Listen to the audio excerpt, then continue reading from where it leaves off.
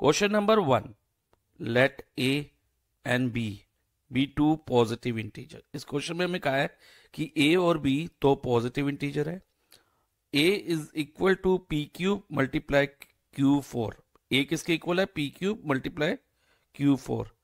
And B is equal to P square multiply Q cube. और B किसके equal है? P square multiply Q cube. Where P and Q are prime numbers. P और Q क्या है? दोनों prime numbers हैं। अब question में लिखा है if HCF A B, HCF of A B हमें दिया है P raise to power M multiply Q raise to power N. और उसके अलावा हमें दिया है LCM of A and B is equal to P raise to power R multiply Q raise to power S. Then value of M plus N multiply value of R plus S is equal to क्या होगा, ये हमें find करना है। तो ए की value हमें दी है, बी की दी है, और उसके अलावा एचसीएफ ऑफ ए बी और एलसीएम ऑफ ए बी भी हमें गिवन है। तो सबसे पहले हम देखेंगे HCF of A and B क्या रहेगा। एचसीएफ में हम हमेशा जो बेस होता है ना उसकी स्मॉलेस्ट पावर कंसीडर करते हैं। जैसे इसमें पी कॉमन बेस है तो इसमें पी में स्मॉलेस्ट पावर क्या है? ए में 3 है पी की पावर और बी में 2 है, तो हम स्मॉलेस्ट पावर लेंगे और ये होगा पी स्क्वेयर। और क्यू में से क्यू की स्मॉलेस्ट पावर कौन सी है बच्चा? देखो ध्यान से, इधर क्यू रेज टू पावर 4 है, इधर क्यू रेज टू पावर 3 है, तो स्मॉल पावर कौन सी होगी? 3। तो क्यू रेज टू पावर 3 लिख देंगे और इसको equal to P raise to power M multiply Q raise to power N लिख देंगे। अब ध्यान से देखो, इधर m की जगह क्या है? m की जगह अगर हम कंपेयर करें LHS को RHS से, p और p कट हो जाएगा। m की जगह आपको क्या दिख रहा है? 2 ना, तो m इज इक्वल टू 2 और n की वैल्यू क्या रहेगी? और q और q कट कर दे तो n की जगह 3 है, तो m is equal to 2 and n is equal to 3। Then हम आते हैं एलसीएम पे। एलसीएम में हम हाईएस्ट पावर लेते हैं, वेरी जो बेस होती है उसकी हाईएस्ट पावर। अब इधर ए में पी जो बेस है उसकी पावर 3 है और बी में पी की पावर 2 है, तो हाईएस्ट पावर P3 रहेगी। यस सर, P3 रहेगी। मल्टीप्लाई बाय क्यू की पावर क्या लेंगे? अगेन इधर क्यू रेज टू पावर 4 है और इधर क्यू रेज टू पावर 3 है, तो हाईएस्ट पावर कौन सी है? Q raise to power 4। तो ये हमने लिख दिया is equal to P raise to power S multiply Q raise to power S. On comparing LHS और आरएचएस को कंपेयर करो, पी और पी कट जाएगा तो आर इज इक्वल टू 3 हो जाएगा। अगर पी और पी को कट कर दे तो आर और 3 इक्वल है, और क्यू कट कर दे तो एस किसके इक्वल आ रहा है बेटा? 4 के। S is equal to 4। अब हमें वैल्यू किसकी फाइंड करनी है? m plus N in bracket multiply r plus S in another bracket. अब m प्लस एन, m हमारा 2 आया, n 3 आया, r हमारा 3 आया और s 4 आया। ऑन सॉल्विंग पहले बोर्ड मास के अकॉर्डिंग पहले ब्रैकेट को सॉल्व करेंगे। 2 plus 3 5 multiply 3 plus 4 7, so 5 multiply 7 is 35। सो हमारा आंसर होगा 35। सो ये आंसर किससे मैच करता है? ऑप्शन सी से। So our answer is option C 35। Question number 2, let p be a prime number. इस क्वेश्चन में हमें कहा है कि p एक प्राइम नंबर है और हमसे पूछा है था क्वाड्रेटिक इक्वेशन हमें फाइंड करनी है, या कह लो क्वाड्रेटिक इक्वेशन फॉर्म करनी है having its root as a factor of p, जिसके रूट्स यानी कि उसके सोल्यूशन फैक्टर ऑफ p हो। जो p प्राइम नंबर है उसके फैक्टर्स क्वाड्रेटिक इक्वेशन के रूट्स हैं। तो हमारे जो क्वाड्रेटिक इक्वेशन बनेगी वो क्या बनेगी, ये हमें फाइंड करना है। तो इसके लिए सबसे पहले, क्योंकि p एक प्राइम नंबर है तो p के फैक्टर क्या होंगे? क्योंकि प्राइम नंबर के ओनली 2 फैक्टर होते हैं, ये आपको माइंड में रखना होगा, 1 एंड नंबर इटसेल्फ। तो factor of p are 1 and p। Factor of p क्या रहेंगे? 1 एंड p। और जो 1 एंड p है वो अब आगे देखो क्वेश्चन में क्या लिखा है, equation having its root as factor of P. जो फैक्टर ऑफ पी है वो इस क्वाड्रेटिक इक्वेशन की जो फॉर्म होगी हमें फाइंड करनी है, उसके रूट्स हैं। तो रूट्स ऑफ क्वाड्रेटिक इक्वेशन क्या रहेंगे, 1 एंड पी, क्योंकि जो क्वाड्रेटिक इक्वेशन के रूट्स है ना वो किसके इक्वल है, फैक्टर्स ऑफ पी के। तो 1 एंड पी ही इसके रूट्स भी होंगे। अब क्वेश्चन में क्या बोला है कि हमें क्वाड्रेटिक इक्वेशन फाइंड करनी है। तो जब भी हमें क्वाड्रेटिक इक्वेशन फाइंड करनी होगी और हमें रूट्स दिए होंगे तो हम उसको इस फॉर्मूला से कर सकते हैं, X square minus sum of roots multiply by X plus product of roots is equal to 0।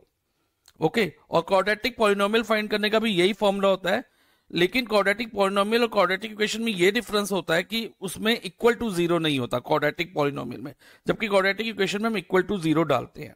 अब सम ऑफ 0 क्या रहेगा, या sum of roots, in case of quadratic equation sum of roots क्या रहेगा, 1 plus P. Sum of roots होगा क्योंकि roots उसके क्या है, पी 1 और पी है ना, यस सर, 1 प्लस पी या p प्लस 1 कह लो, एक ही बात है, क्योंकि क्वेश्चन में हमें p प्लस 1 करके दिया हुआ है तो हम इसको p प्लस 1 लिखेंगे। और product of roots 1 multiply by p, और any number multiply by p1, any number multiply by 1 is number itself. 1 को किसी भी नंबर से मल्टीप्लाई करो तो हमें सेम नंबर मिलता है। तो अगर मैं p को 1 से मल्टीप्लाई करता हूं तो मुझे क्या मिलेगा बेटे, 1 को p से मल्टीप्लाई करने पे मुझे p ही मिलेगा। तो अब ये वैल्यूज हम इसमें सब्स्टिट्यूट करते हैं और हमारा आंसर आ जाएगा। अब X square minus sum of roots p plus 1, देखो ये मैंने डाल दिया, into X plus product of roots क्या है, p। सो ये हमारी क्वाड्रेटिक इक्वेशन फॉर्म हो गई। और ये ऑप्शन किससे मैच करती है, ध्यान से देखो, ऑप्शन बी से। So option B is our answer. Question number 3, if alpha and beta are zeros of a polynomial f of x is equal to p square minus 2x plus 3p and alpha plus beta is equal to alpha beta, then p is। इस question में हमें एक quadratic polynomial given है जो कि है f of x is equal to px square minus 2x plus 3p, और हमें ये कहा है कि अल्फा एंड बीटा इसके जीरोज हैं, alpha and beta are zeros. तो जब भी इस टाइप का क्वेश्चन आता है ना, हमें एक क्वेश्चन में गिवन हो alpha and beta are the zeros of the polynomial, तो हम ये स्टेप तो करना ही करना होगा हर क्वेश्चन में, सम ऑफ 0 और product of 0। Okay, sum of 0 क्या होता है, alpha plus beta is equal to minus B upon A.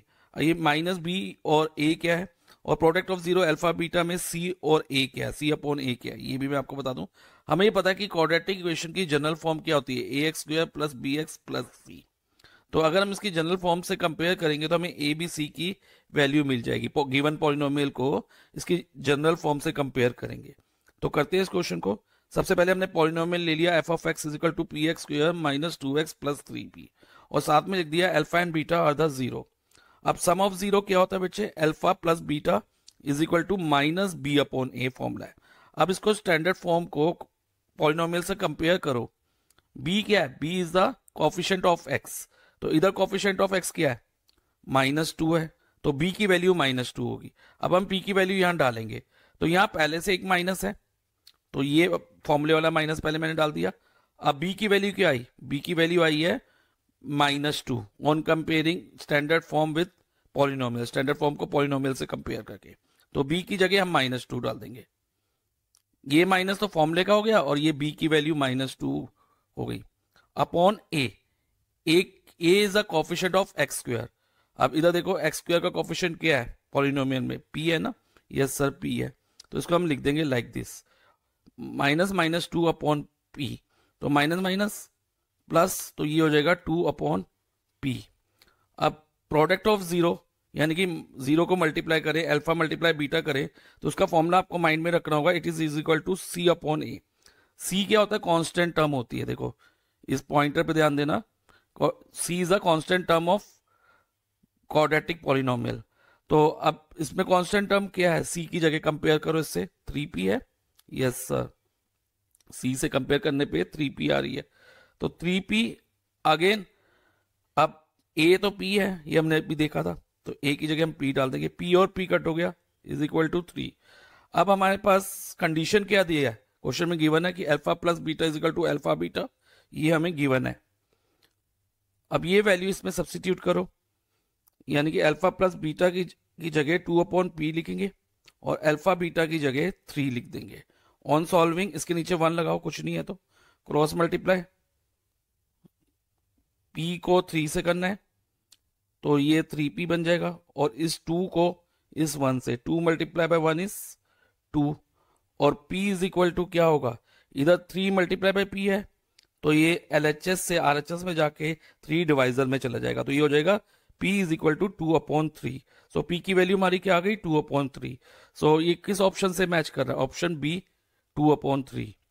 If the system of equation 3x plus y is equal to 1 and 2k minus 1x plus k minus 1y is equal to 2k plus 1 is inconsistent, then k is equal to, इस question में हमें system of equation दिया है जिसमें दो equations हैं।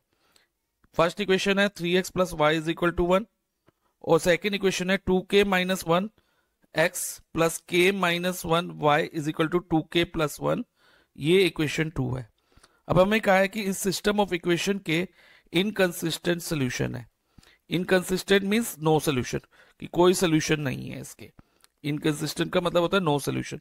तो इस नो सोल्यूशन के केस में a1/a2 equal to b1/b2 not equal to c1/c2 होता है।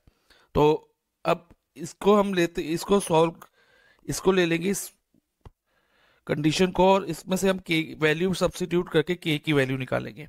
अब a1 क्या है, a1 होता है बेटा x का कोफिशिएंट इन इक्वेशन 1, a1 3 है, देखो x का कोफिशिएंट इन इक्वेशन 1, और a2 क्या होता है, a2 होता है x का coefficient in equation 2, coefficient of x in equation 2 जो कि 2k माइनस 1 है, और b1 coefficient of y in equation 1, तो इक्वेशन 1 में y का कोफिशिएंट क्या है, 1 है, तो इधर 1 लिख देंगे, और b2 y का कोफिशिएंट होता है इक्वेशन 2 में जो कि k माइनस 1 है, not equal to c1/c2, c1 और c2 कांस्टेंट टर्म होती है इक्वेशन 1 और इक्वेशन 2 रिस्पेक्टिवली, यानी कि इक्वेशन 1 की कांस्टेंट टर्म को c1 लेते हैं और इक्वेशन 2 की कांस्टेंट टर्म को हम c2 मानते हैं। तो c1 1 है, ध्यान से देखो इक्वेशन 1 में, और c2 constant term of equation 2 2k plus 1, और ये ध्यान रखना जो कांस्टेंट टर्म है ना दोनों एक तरफ होनी चाहिए, इज इक्वल टू की, दोनों RHS में होनी चाहिए या दोनों LHS में होनी चाहिए। ये नहीं हो कि एक LHS में एक RHS में है, अगर एक LHS में एक RHS में है तो LHS वाली को आप RHS में शिफ्ट कर लेना ताकि वो एक तरफ हो जाए। तो अभी तो ये एक वन साइड में ही है, दोनों लेफ्ट RHS में है 1 और 2k प्लस 1, तो इसलिए हमने डायरेक्टली ले लिया इसको। तो अब ऑन सॉल्विंग, अब k के लिए हम सॉल्व करेंगे तो ये दो इक्वेशन लेंगे क्योंकि ये तो नॉट इक्वल है, लेकिन हमें तो k इक्वल टू चाहिए ना समथिंग, तो इन दोनों को सॉल्व करके आएगा। तो हम क्या करेंगे, क्रॉस मल्टीप्लाई। तो कैसे लिखेंगे बेटा क्रॉस मल्टीप्लाई के लिए, ध्यान से समझना, 3 इंटू ब्रैकेट में k minus 1, 3 into in bracket k minus 1, और इज इक्वल टू, अब 1 को आप 2k माइनस 1 से मल्टीप्लाई करो। 1 multiply any number, 1 multiply any number is number itself, तो 2k माइनस 1 को जब हम 1 से मल्टीप्लाई करेंगे तो हमें 2k माइनस 1 ही मिलेगा, तो हम ये एज इट इज लिख देते हैं। अब इधर हम LHS में इक्वेशन की, तो हम डिस्ट्रीब्यूटिव प्रॉपर्टी अप्लाई कर सकते हैं, जैसे कि 3 को k से मल्टीप्लाई करो तो 3k आ जाएगा, 3 को 1 से मल्टीप्लाई करो तो यहाँ पर -3 होगा, plus minus -3 is equal to 2k minus 1। अब k वाली टर्म लेफ्ट हैंड साइड में ले लो बेटा, 3k पहले LHS में पहले से है, अब ये 2k LHS में आएगा तो -2k हो जाएगा, और RHS में क्या बच गया, -1, और ये -3 LHS से RHS में शिफ्ट होगा तो +3 हो जाएगा। अब 3k माइनस 2k 1k हो गया, और 1k को हम k भी लिख सकते हैं, नेक्स्ट स्टेप में लिख देंगे minus plus minus 3 minus 1 2।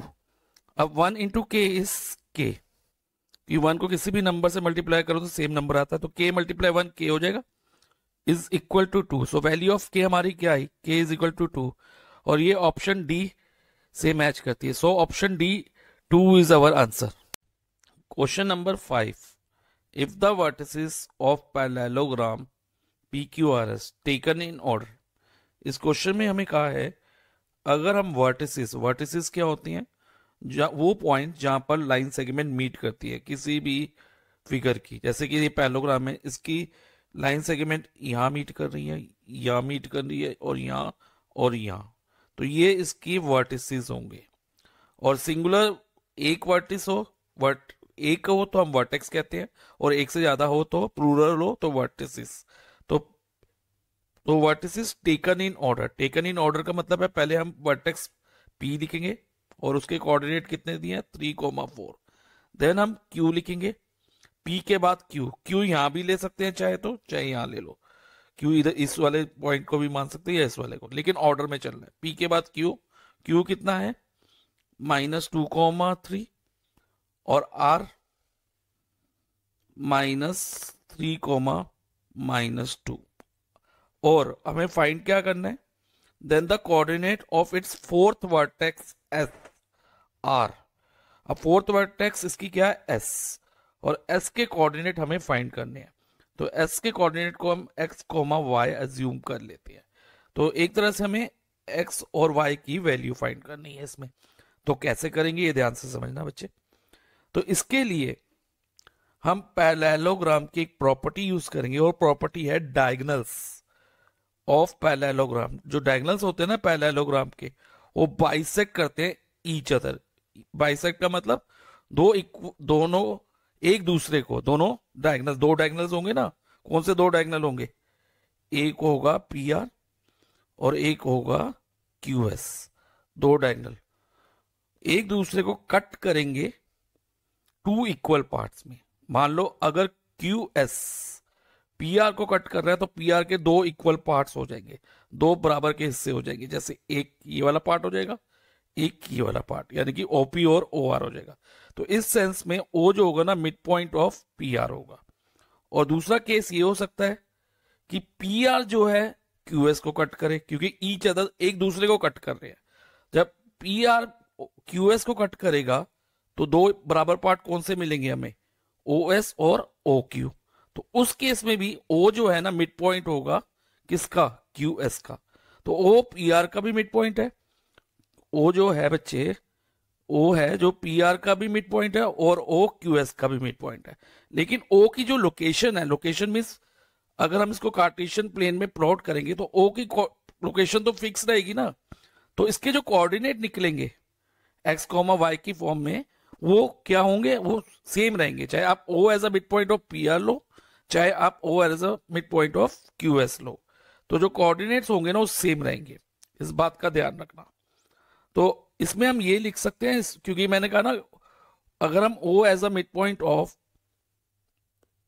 QS ले, वो किसके इक्वल होगा, O as a mid point of PR, क्योंकि लोकेशन तो फिक्स है O की, तो उसके कोऑर्डिनेट भी फिक्स रहेंगे। चाहे हम उसको as a mid point of QS माने या O as a mid point of PR माने, तो कुछ भी मान लो आप।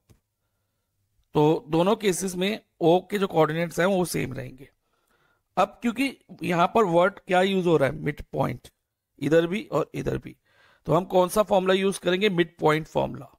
और वो फॉर्मूला क्या होता है, x1 प्लस x2 अपॉन 2 और y1 प्लस y2 अपॉन 2। तो हम यही फॉर्मूला अप्लाई करने वाले हैं, ध्यान से समझना। तो पहले हम O as a mid point of QS में ये फॉर्मूला लगाएंगे। जब O as a mid point of QS में लगाएंगे तो इसमें जो Q के कोऑर्डिनेट होंगे ना वो होंगे आपके x1 y1, और S के कोऑर्डिनेट होंगे x2 y2। Now applying the formula. Formula क्या है, x1 प्लस x2। x1 मैंने कहा ना Q के कोऑर्डिनेट में x कोऑर्डिनेट, Q का x कोऑर्डिनेट, तो x कोऑर्डिनेट क्या है Q का -2, तो -2 प्लस x2 क्या होगा, S का x कोऑर्डिनेट, x2 x के इक्वल है, देखो x2 x के इक्वल है, कंपेयर करें तो -2 plus x upon 2, mid point formula है ना अपॉन 2, देखो इधर, यस सर। अब कॉमा y1 प्लस y2। अब y1 क्या है, देखो बच्चे 3 है, y1 3 है, तो इधर 3 लिख देंगे। और y2 कितना है, ध्यान से देखो y, तो 3 प्लस वाई अगेन अपॉन 2, फॉर्मूले में अपॉन 2 है इधर, और इज इक्वल टू क्या रहेगा, o as a mid point of P R. जैसे हमने o as a mid point of Q S निकाला है, उसी तरह से o as a mid point of P R निकालेंगे। इसमें अब जो इसके कोऑर्डिनेट है ना, वो क्या होंगे, x1 y1 p के कोऑर्डिनेट होंगे, x1 y1 किसके कोऑर्डिनेट होंगे, p के, और x2 y2 कोऑर्डिनेट होंगे r के।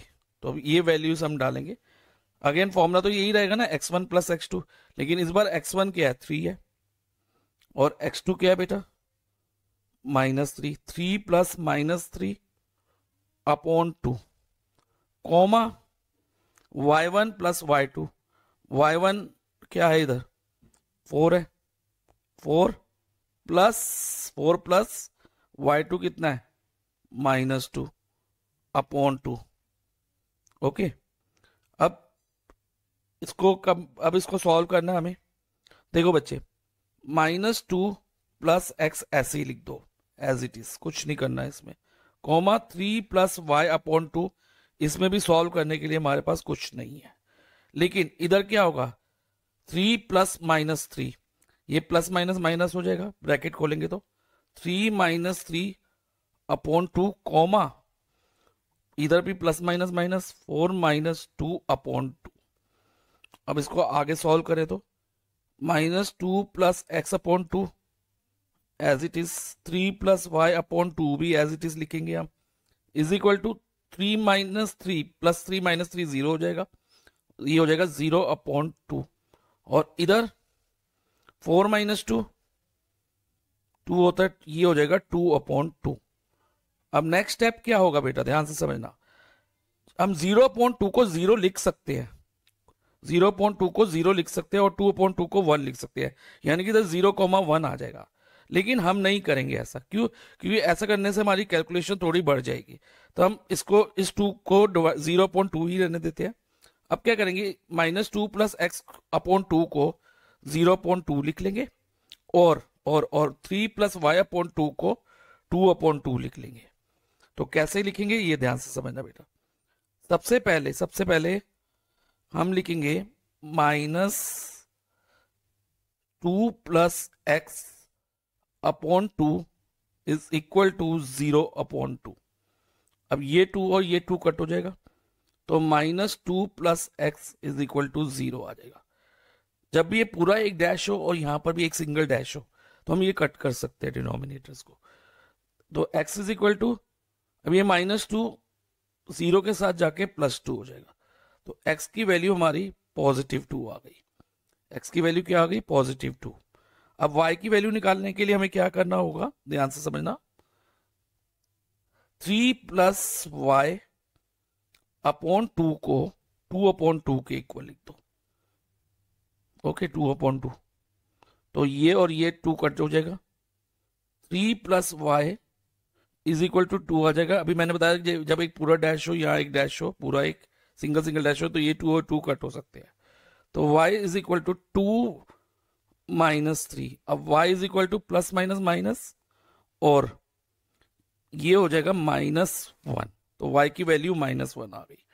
अब x और y हमारे निकल गए, यानी कि s कोऑर्डिनेट हमारा क्या था, x, y ही था ना, यस सर। तो s कोऑर्डिनेट क्या होगे, x की जगह आप 2 डाल दोगे और y की जगह -1, सो फोर्थ कोऑर्डिनेट s की वैल्यू क्या आई, 2, -1। सो ये किससे मैच करती है, ऑप्शन सी से। अब बेटा आंसर तो आ गया, लेकिन अब ये 1 मार्क्स क्वेश्चन था, इतना बड़ी कैलकुलेशन हमने करी। अब अगर ये एग्जाम में आता है तो आप इसको यहां से डायरेक्ट फिगर बनाने के बाद डायरेक्ट यहां से स्टार्ट करके बस सॉल्व करके आंसर टिक कर सकते हो, ये सब प्रॉपर्टी की लिखने की जरूरत नहीं है।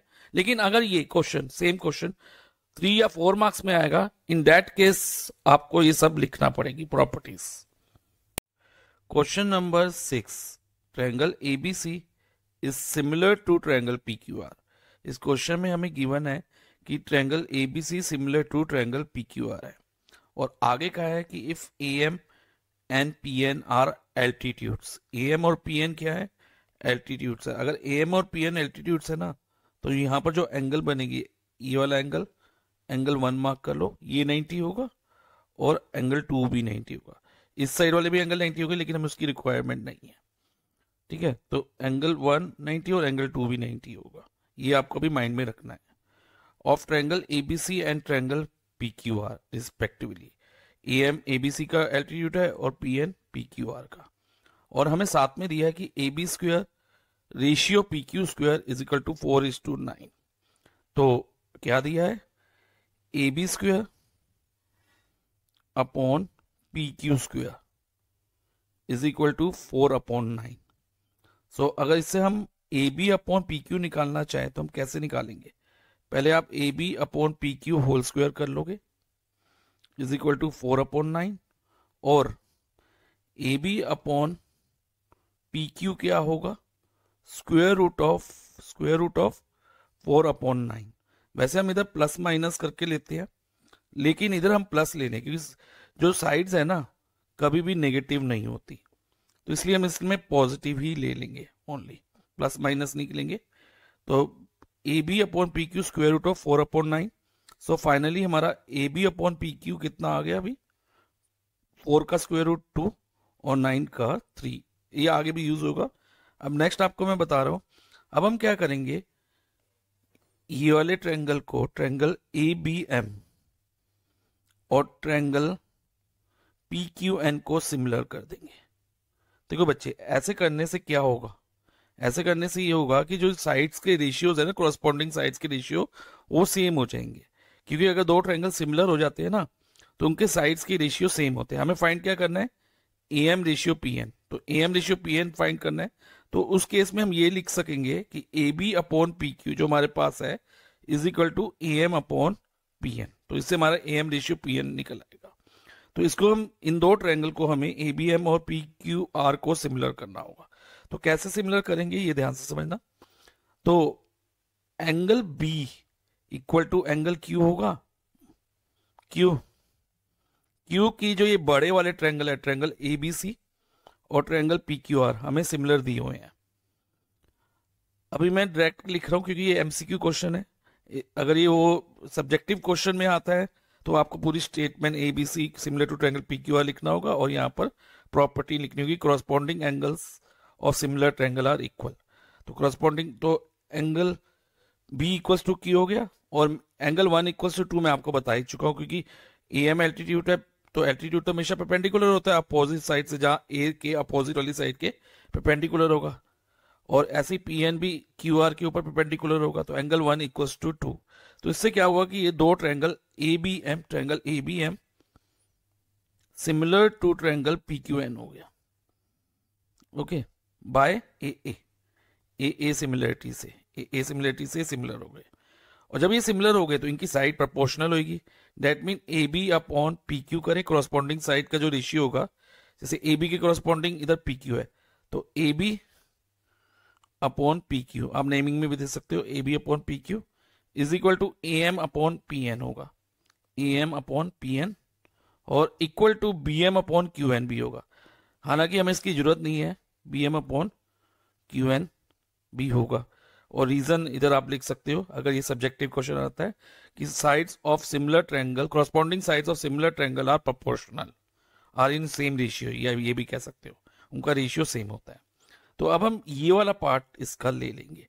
अब इधर हम A B upon P Q की जगह 2/3 लिख सकते हैं, क्योंकि A B upon P Q हमने फाइंड किया था 2/3, यस सर, और is equal to A M upon P N, तो यही हमें फाइंड करना था इसका रेशियो। सो हम कह सकते हैं 2:3 is equal to A M ratio, इसको रेशियो की फॉर्म में लिख लें P N. So A M ratio P N किसके इक्वल हो गया, 2:3 के, और ये ऑप्शन किससे मैच कर रही है, option D. So option D 2:3 is our answer. Question number 7, if x tan 60 degree multiply cos 60 degree is equal to sin 60 degree into cos 60 degree, then x is equal to क्या होगा, हमें ये find करना है। तो अब हम क्या करेंगे, हमें जो ये इक्वेशन दी है इसको हमने कॉपी कर लिया पहले। अब इस इक्वेशन में हम tan 60 की, cos 60 डिग्री की, sin 60 डिग्री की और cot 60 डिग्री की वैल्यू डालेंगे। अब देखते हैं tan 60 होता है, अगर आप टेबल में देखो tan 60 डिग्री कितना है, tan के कॉलम में जाओ और tan का कॉलम ये रहा और 60 डिग्री √3 है ना, tan 60 √3 होता है। तो सबसे पहले हम यहाँ पर √3 सब्स्टिट्यूट कर देंगे tan 60 की जगह, मल्टीप्लाई बाय cos 60। अब देखो cos 60 कितना है, cos का कॉलम में जाओ और उसमें 60 डिग्री देखना, cos का भी 60 में 1/2। तो यहाँ पर हम वैल्यू डाल देंगे, cos 60 की जगह 1/2, तो x इंटू √3 इंटू 1/2 हो गया, is equal to what is sin 60। ध्यान से देखना बेटा, टेबल में sin 60, साइन का कॉलम ये रहा, sin 60 कितना है, √3/2। यस सर, √3/2 है। तो sin 60 की जगह भी हम √3/2 लिख देंगे उसकी वैल्यू। और व्हाट इज cot 60, cot 60 क्या है, ध्यान से देखो, cot 60 है हमारा 1/√3, 1/√3। तो cot 60 की जगह 1/√3 आ जाएगा। ये वैल्यू हमने सब्स्टिट्यूट कर दी। अब नेक्स्ट स्टेप क्या होगा, ध्यान से समझना, x इंटू, इधर हम कुछ कट हो रहा है, √3 और 2 नहीं हो रहा, तो इसको x मल्टीप्लाई बाय हम √3/2 लिख देंगे, इज इक्वल टू, इसमें √3 और √3 बेटा देखो कट हो रहा है, तो यहां पर हमारे पास 1/2 आ जाएगा। अब x की वैल्यू क्या होगी, ध्यान से समझना, तो ये हो गया हमारा √3, x √3/2 इज इक्वल टू 1/2। इस 2 और 2 को हम कट कर देंगे, ये कर भी सकते हैं क्योंकि एक सिंगल वो फ्रैक्शन बार, तो हम ऐसे कट कर सकते हैं। तो x √3 इज इक्वल टू क्या हो गया, 1 हो गया। और √3 की वैल्यू, अब x की वैल्यू क्या होगी, 1/√3। अब x की वैल्यू हमारी 1/√3 आ गई। अगर हमें ऑप्शन में कोई ऐसी वैल्यू दी होती तो हम वो टिक कर लेते, लेकिन हमें ऑप्शन में ऐसी कोई वैल्यू नहीं गिवन है। तो हम देखेंगे, अब टेबल पे वापस ऑब्जर्व करेंगे टेबल को। अब इस टेबल में 1/√3 आप ढूंढो कहां पर है, 1/√3 एक तो tan 30 डिग्री में है, या तो इसका आंसर tan 30 होगा, और दूसरा cot 60 में है, tan 30 और cot 60 में से एक आंसर हो सकता है। अब ये डिपेंड करता है कि हमें ऑप्शन में क्या दिया, tan 30 दिया है या cot 60। तो हमें तो tan 30 दिया है, सो हम कहेंगे tan 30 degree is equal to 1/√3, और 1/√3 किसके इक्वल है, x के। तो x की वैल्यू हम tan 30 डिग्री मार्क कर सकते हैं। So option B tan 30 degree is the answer. Question number 8, if sin theta plus cos theta is equal to √2, then tan theta plus cot theta is equal to। इस question में हमें दिया है sin theta plus cos theta is equal to √2 दिया है, और हमें value find करनी है tan theta plus cot theta की। तो हम क्या करेंगे, इसमें कुछ कॉमन नहीं है, स्टेप वाइज देखेंगे, कुछ कॉमन है नहीं है, क्या इसमें कोई डायरेक्टली आइडेंटिटी अप्लाई हो सकती है ट्रिग्नोमेट्री की, नहीं हो सकती। तो अब हम नेक्स्ट स्टेप होता है कि इसको साइन और कॉस में कन्वर्ट कर लो। तो tan को अगर हम साइन और कॉस में करेंगे तो ये होगा साइन थीटा, tan थीटा को हम लिख सकते हैं sine theta upon cos theta, और कॉट थीटा को हम लिख सकते हैं cos theta upon sine theta. अब देखो बेटा, कॉस थीटा और साइन थीटा का एलसीएम होगा हमारा cos theta multiply sign theta. अब एलसीएम आ गया हमारा cos थीटा और sin थीटा, तो अब हम cos थीटा और sin थीटा को इस cos थीटा से डिवाइड करोगे, तो इस cos थीटा से डिवाइड करोगे तो ये cos थीटा कट जाएगा, हमारे पास क्या आएगा, sin थीटा। जो ये sin थीटा बचा है उसको न्यूमरेटर वाले sin थीटा से मल्टीप्लाई कराएंगे, तो sin theta into sin theta क्या हो जाएगा, sin स्क्वायर थीटा। अब सेम रूल इधर, अब देखो बेटा, अब हम इधर cos theta into sine theta है एलसीएम, इसको इस वाले साइन थीटा से डिवाइड करो, तो अगर इस वाले साइन थीटा से डिवाइड करते तो साइन थीटा कट हो जाएगा, तो क्या बचेगा, cos थीटा बचेगा ना, और इस cos थीटा को जो न्यूमरेटर में cos थीटा है उससे मल्टीप्लाई करा दो, तो ये क्या हो गया cos स्क्वायर थीटा। अब sign square theta plus cos square theta एक ट्रिग्नोमेट्रिक आइडेंटिटी है। हम sign square theta plus cos square theta की जगह हम 1 लिख सकते हैं। ये ट्रिग्नोमेट्रिक आइडेंटिटी है। वो आइडेंटिटी होती है कि sine square theta plus cos square theta is equal to 1। ये याद रखना। तो 1 upon cos theta into sine theta. अब हमारे पास यहां तक हो गया हमारा, लेकिन आगे हमारे पास कॉस थीटा और साइन थीटा नहीं है। तो हमें कॉस थीटा और साइन थीटा की वैल्यू चाहिए। वो कहां से आएगी? वो इसको सॉल्व करके आएगी। इसमें कॉमन कुछ नहीं है, आइडेंटिटी डायरेक्टली अप्लाई नहीं हो सकती। साइन थीटा कॉस थीटा में ऑलरेडी ये कन्वर्टेड है, तो इसको हम ज्यादा कुछ नहीं कर सकते, बस इसकी स्क्वेयरिंग बोथ साइड करके ट्राई कर सकते हैं।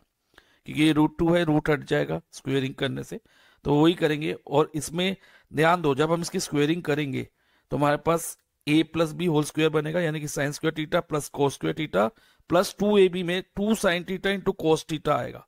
तो उससे हमारे पास cos theta into sine theta की वैल्यू आ जाएगी। तो इसलिए हम इसकी स्क्वेयरिंग करके करेंगे। अब हम लिखेंगे squaring both side, squaring both sides. तो इसको कैसे लिखेंगे बेटा? Sine theta plus cos theta whole square is equal to √2 whole square. अब देखो बेटा, इधर a plus B whole square की आइडेंटिटी एप्लीकेबल है। a plus B whole square क्या होता है? It is equal to a square plus B square plus 2ab। Okay, तो सेम आइडेंटिटी हम इधर अप्लाई करेंगे। देखो इधर साइन स्क्वायर थीटा, a की जगह साइन स्क्वायर थीटा आ गया a स्क्वायर की जगह, b हमारा कॉस थीटा के इक्वल है, तो ये कॉस स्क्वायर थीटा हो जाएगा, प्लस प्लस प्लस 2ab, तो 2 into sine theta multiply cos theta. और √2 का स्क्वायर क्या होगा? √2 इंटू √2 हम 2 लिख सकते हैं, क्योंकि √2 इंटू √2 √4 होगा, और √4 का स्क्वायर रूट क्या होता है? 2 ही होता है ना, तो उसको हम डायरेक्ट 2 लिख सकते हैं। ऐसे कोई भी नंबर हो, √3 का स्क्वायर हो तो उसको 3 लिख सकते हैं। Sine square theta plus cos square theta हमारा 1 होगा, 1 upon 2 sine theta into cos theta is equal to 2। अब ये वाला 1 जो है ना, LHS से RHS में जाके माइनस हो जाएगा, तो हम लिखेंगे 2 sine theta into cos theta is equal to 2 minus 1। अब 2 sine theta into cos theta, अब 2 माइनस 1 क्या होगा? 1 होगा, तो यहां 1 आ गया हमारा। अब हमें साइन थीटा और कॉस थीटा की वैल्यू चाहिए कि नहीं? क्योंकि यहाँ वैल्यू डालनी है, cos theta into sine theta. Cos theta sine theta हो या साइन थीटा कॉस थीटा, एक ही बात है। अगर हम 2 मल्टीप्लाई बाय 4 करते हैं तो भी 8 आता है, और 4 मल्टीप्लाई 2 करें तो भी 8 आता है। तो आप sine theta into cos theta को cos theta into sine theta भी लिख सकते हो बेटा। तो ये 1/2 हो जाएगा। तो ये वैल्यू हमारे पास cos theta into sine theta की आ गई। अब ये वैल्यू आप यहाँ सब्सिट्यूट कर दो, तो 1 upon cos theta into sine theta की जगह 1/2 आ जाएगा। और अब क्योंकि ये 1 डिवाइडेड बाय 1/2 है, यहाँ ये एक्चुअली जो फ्रैक्शन का साइन है उसको हम डिवाइड भी मानते हैं। तो जब भी फ्रैक्शन में डिवीजन होती है ना, जो डिवाइजर होता है, जैसे हम 1 को 1/2 से डिवाइड कर रहे हैं, तो इसका हम डिवाइजर का रेसिप्रोकल कर लेते हैं। तो 1 मल्टीप्लाई बाय 2/1 हो जाएगा। अब 1 मल्टीप्लाई 2 इज 2, तो ये 2 और नीचे 1 आ जाएगा ये वाला, और 2 divided by 1 is 2 only. Any number divided by 1 number itself होता है, तो 2 डिवाइडेड बाय 1 हमारा 2 होगा। सो फाइनली जो हमारी tan theta plus cot theta की वैल्यू क्या आई? 2 आ गई। और ये कौन सी ऑप्शन से मैच करती है value? Option B 2। Question number 9, in the given figure. हमें इस क्वेश्चन में हमें एक फिगर गिवन है, और उसमें कहा है कि साइड DE कौन सी है? ये वाली देखो बच्चे, parallel to side BC। DE parallel to BC है, और AE हमें दिया है A यूनिट, और EC दिया है B यूनिट, और DE X यूनिट दिया है, और BC Y यूनिट दिया है। Okay, which of the following is true? और हमसे पूछा है ये 4 इक्वेशंस हमें गिवन है, इन 4 इक्वेशन में से कौन सी इक्वेशन ट्रू है, ये हमें पता करना है। तो हमें क्या करना है, ये हमें जो गिवन है ना उसी से ही पता चलेगा, वही हमें बताएगा कि हमें इस क्वेश्चन में करना क्या है। तो अब ध्यान से देखो बेटा, डीई जो साइड है, एक्स यूनिट दी है, वो कौन से ट्रायंगल की साइड है? ट्रायंगल एडीई की है ना, है कि नहीं? यस सर है। और जो बीसी साइड है, तो वो कौन से ट्रायंगल की साइड है?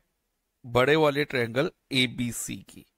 देखो, है कि नहीं? यस, ये एबीसी की ही साइड है।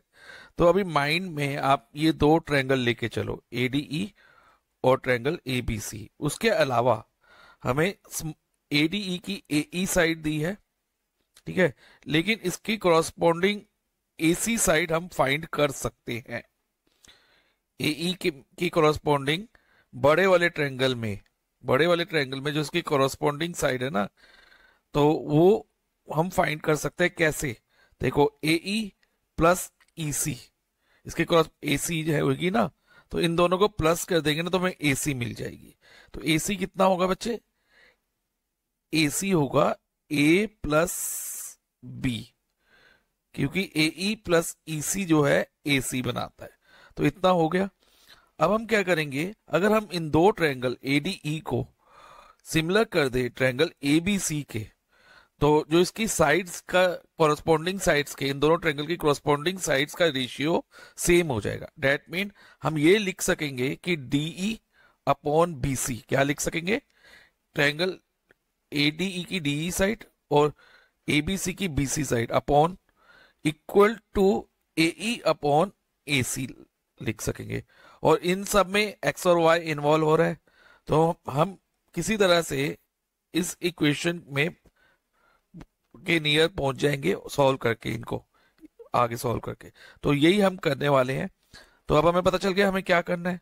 हमें करना है ट्रायंगल एडीई और एबीसी को सिमिलर करना है। तो हम स्टार्ट करते हैं। तो in triangle ADE and triangle ABC, सबसे पहले एंगल ए को ऑब्जर्व करो। एंगल ए दोनों ट्रायंगल में है, देखो इसमें भी है, एडीई में भी है, छोटे वाले ट्रायंगल एडीई में भी, और बड़े वाले ट्रायंगल एबीसी का भी पार्ट है। ये देखो, एडी में ये वाला, जैसे पॉइंटर पे ध्यान देना, डी ए ई है, और बड़े वाले ट्रायंगल एबीसी में बी ए सी, ये वाला। ओके, तो ये कॉमन एंगल है। तो angle A equal to angle A common. Okay, ये कॉमन एंगल हो गए हमारे। अब अगर एक एंगल और इक्वल आ जाए तो ए से ये दोनों ट्रायंगल सिमिलर हो जाएंगे। अब क्योंकि हमें डीई पैरेलल टू बीसी दिया हुआ है, क्वेश्चन में गिवन है ना डीई पैरेलल टू बीसी, तो इस और एबी को अगर हम ट्रांसवर्सल माने, तो ये वाला एंगल, इसे मैं एंगल 1 मार्क कर लेता हूं, और ये वाला एंगल, इसे मैं एंगल 2 मार्क कर लेता हूं। ये कौन से एंगल होंगे? ध्यान से देखो, जब दो लाइन पैरेलल होती है और वो ट्रांसवर्सल से कट करती है, तो ये जो ये वाला एंगल और ये वाला एंगल दोनों ट्रांसवर्सल की एक तरफ है, और एक इंटीरियर में है एक एक्सटीरियर में है। ओके, एक इंटीरियर में और एक एक्सटीरियर में है, और दोनों ट्रांसवर्सल की एक तरफ है, तो ये कॉरस्पॉन्डिंग एंगल कहलाते हैं।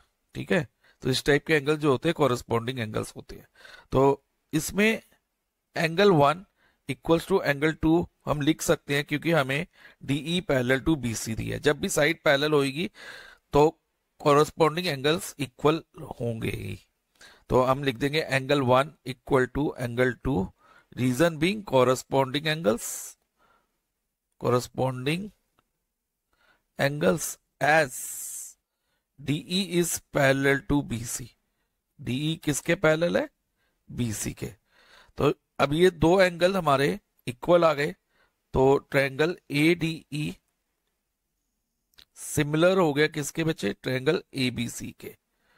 और कौन से रूल से? Bye A rule, a rule से दोनों ट्रायंगल हमारे सिमिलर हो गए। जब ये दो ट्रायंगल सिमिलर हो गए, तो मैंने भी ये भी आपको बताया, तो इनकी साइड्स, कॉरस्पॉन्डिंग साइड्स का रेशियो सेम रहेगा। डेट मीन हम ट्रायंगल एडीई की डीई साइड ले, जैसे एडीई की डीई, इसके कॉरस्पॉन्डिंग बड़े वाले ट्रायंगल में कौन सी साइड है? एबीसी की, वो बीसी है। देखो इधर डी, डी के कॉरस्पॉन्डिंग बीसी, तो डीई इधर हम लिखेंगे D upon B C equal to, ये हम ले सकते हैं कि ए ई, छोटे वाले ट्रायंगल की ए ई, देखो ये नेमिंग में भी आप देख सकते हो, फिगर में भी देखो, ए ई इक्वल टू ए ई, और ये अपॉन इसकी कॉरस्पॉन्डिंग साइड्स ए सी की। ए सी में कॉरस्पॉन्डिंग साइड कौन सी है? ए बी सी में ए सी है ना, तो ए ई अपॉन ए सी। तो इसका रीजन होगा corresponding sides of similar triangle are in same ratio. Corresponding sides of similar triangle, ये आप लिख देना रीजन। अगर 1 मार्क्स क्वेश्चन ना हो तो आपको ये पूरा शो करना होगा इस तरह से। नहीं तो अगर 1 मार्क्स क्वेश्चन आता है तो आप सिमिलर माइंड में रख लो कि ये ट्रायंगल, जो छोटा वाला ट्रायंगल, हमेशा बड़े वाले ट्रायंगल के सिमिलर होता है अगर ये डीई पैरेलल टू बीसी दिया है तो।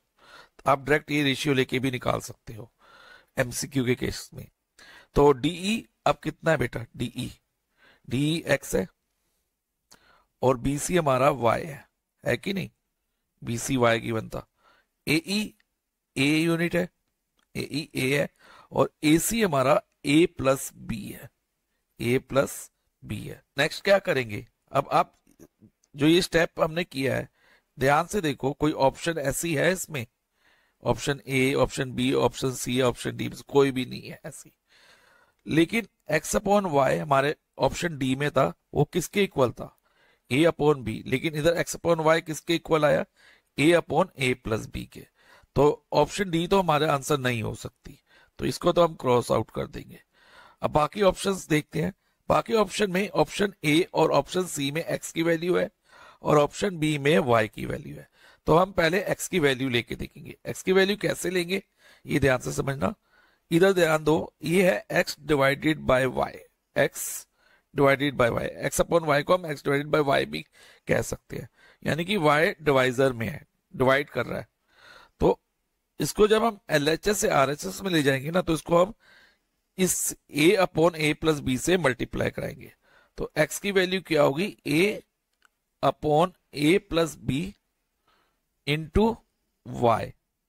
तो इंटू वाई करेंगे तो ये ए वाई बन जाएगा। अब चेक करो क्या कोई option x is equal to A y upon A plus B से मैच कर रही है? फर्स्ट ऑप्शन तो नहीं कर रही x की वैल्यू, यानी कि फर्स्ट ऑप्शन तो हमारा आंसर नहीं होगा, इसको हम छोड़ सकते हैं। ऑप्शन बी में y की वैल्यू है, हमने तो अभी x की वैल्यू फाइंड करी है, वो कौन सी ऑप्शन में? ऑप्शन सी में। तो ऑप्शन सी देखो क्या मैच कर रही है हमारे आंसर से? Yes, A y upon A plus B, इधर भी x is equal to A y upon A plus B आया है, तो इससे मैच कर रही है। So option C is our answer. Question number 10, ABCD is a trapezium. Question number 10 में कहा है कि ABCD एक ट्रेपेजियम है with AD parallel to BC। Trapezium क्या होता है? एक क्वाड्रिलेटरल होता है। क्वाड्रिलेटरल मींस 4 साइडेड फिगर जिसमें 1 pair of opposite side parallel होगा, जैसे कि ये साइड इसके पैरेलल है, ठीक है, 1 पेयर। और जो अदर पेयर होगा ना, सेकंड पेयर, वो नॉन पैरेलल होगा, ये साइड इसके पैरेलल नहीं होगी। ओके, तो ये हमने ट्रेपेजियम ड्रॉ कर लिया। अब इसको नेम देना है ABCD। अब ये नेम देते हुए हम ध्यान रखेंगे कि AD पैरेलल टू BC आना चाहिए। तो हम ये वाली साइड को AD मान लेंगे और ये वाली साइड को BC मान लेंगे, तो इससे AD पैरेलल टू BC हो जाएगा। और आगे हमें दिया है कि AD 4 सेंटीमीटर है, AD 4 सेंटीमीटर है, देखो गिवन है क्वेश्चन में। एंड उस देन ये भी मेंशन है कि diagonal AC and BD intersect at O। Diagonal AC कौन सा होगा? ये वाला, और डायगोनल BD दिस वन। दोनों कहाँ इंटरसेक्ट कर रहे हैं? O पे। ये भी हमें गिवन है। और क्या गिवन है कि AO अपॉन OC, AO देखो इधर लिखा है ना, AO upon OC equal to DO upon OB equal to 1 upon 2। अब देखो AO ये वाली लाइन सेगमेंट, AO ये वाली line segment, upon OC। OC कौन सी है? ये वाली। Is equal to DO, DO ये वाली लाइन सेगमेंट अपॉन ओबी ये वाली line segment is equal to 1/2, ये हमें गिवन है। अब हमें फाइंड क्या करना है, then find BC. BC is equal to क्या है, ये हमें फाइंड करना है। तो बीसी को हम एक्स एज्यूम कर लेते हैं। अब बीसी कैसे फाइंड करें, इसके लिए आप जो गिवन है उसको ऑब्जर्व करो और जो फाइंड करना है उसको भी देखना होगा हमें साथ में। तो एक तो हमें एडी गिवन है, एडी कौन से ट्रायंगल का पार्ट है, ट्रायंगल एओडी। और बीसी हमें फाइंड करना है, बीसी कौन से ट्रायंगल का पार्ट है, सीओबी। इसके अलावा हमें AO upon OC equal to DO upon OB भी दिया है।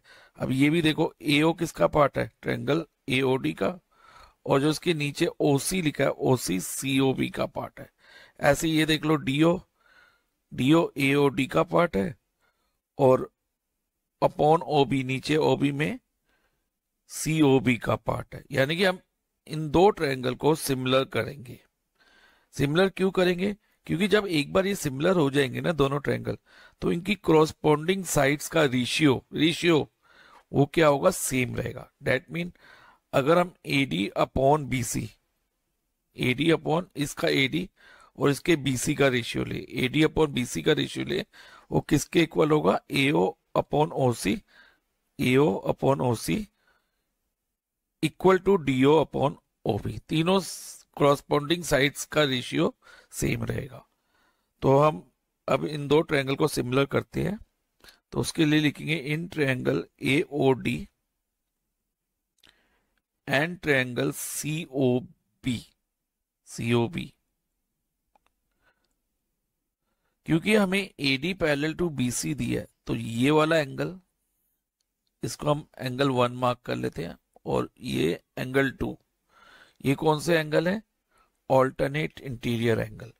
ऑल्टरनेट इंटीरियर एंगल को पहचानने का एक तरीका ये होता है कि वो जनरली जेड बनाते हैं। जैसे देखो ये लाइन इसके पैरेलल और ये ट्रांसवर्सल हो, तो ये एंगल और ये एंगल ऑल्टरनेट इंटीरियर है। जेड जरूरी नहीं कि ऐसे बनाए, जेड इस तरह का भी बन सकता है, मिरर इमेज भी जेड की हो सकती है, जैसे ये और ये। हमारे क्वेश्चन में ये वाले में एंगल 1 और 2 ये वाला जेड बना रहे हैं, मिरर इमेज वाला। तो ये दोनों कौन से होंगे, ऑल्टरनेट इंटीरियर एंगल। तो angle 1 equals to 2 alternate interior angle, क्योंकि एडी पैरेलल टू बीसी भी है। अगर लाइंस पैरेलल हो तो ऑल्टरनेट इंटीरियर एंगल इक्वल होते हैं। और इसी तरह से एंगल 3 इक्वल्स टू एंगल 4 हो जाएगा। देखो ये भी जेड बना रहे हैं, ये देखो, यस।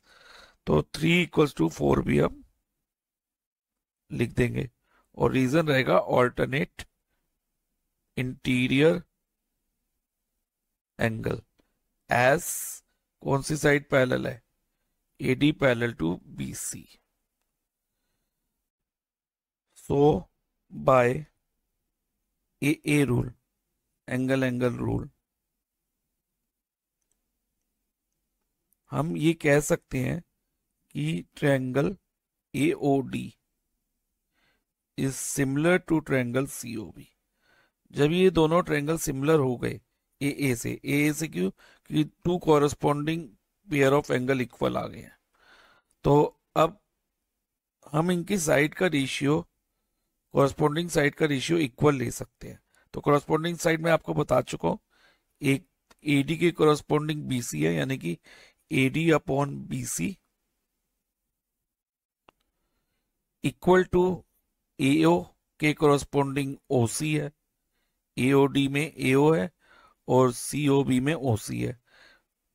सो एओ अपॉन ओसी हम इक्वल ले सकते हैं, और चाहे तो हम ये भी लिख सकते हैं ओडी या डीओ अपॉन ओबी, लेकिन इसकी हमें रिक्वायरमेंट नहीं है, हमारा इन दो से ही काम बन जाएगा। तो हम क्या करेंगे, और ये लिख के हम लिख देंगे sides of similar triangle, sides of similar triangles क्या होती है, प्रोपोर्शनल होती है। अब जब ये सिमिलर ट्रायंगल की साइड प्रोपोर्शनल हो गई तो एडी कितना है 4 और BC हमें फाइंड करना है, तो BC को हम x अज्यूम कर लेते हैं, तो BC हम x लिख देंगे। और AO अपॉन OC किसके इक्वल था? AO upon OC equal to DO upon OB equal to 1/2। तो AO अपॉन OC 1/2 के इक्वल था, तो यहां पर हम 1/2 डाल देंगे।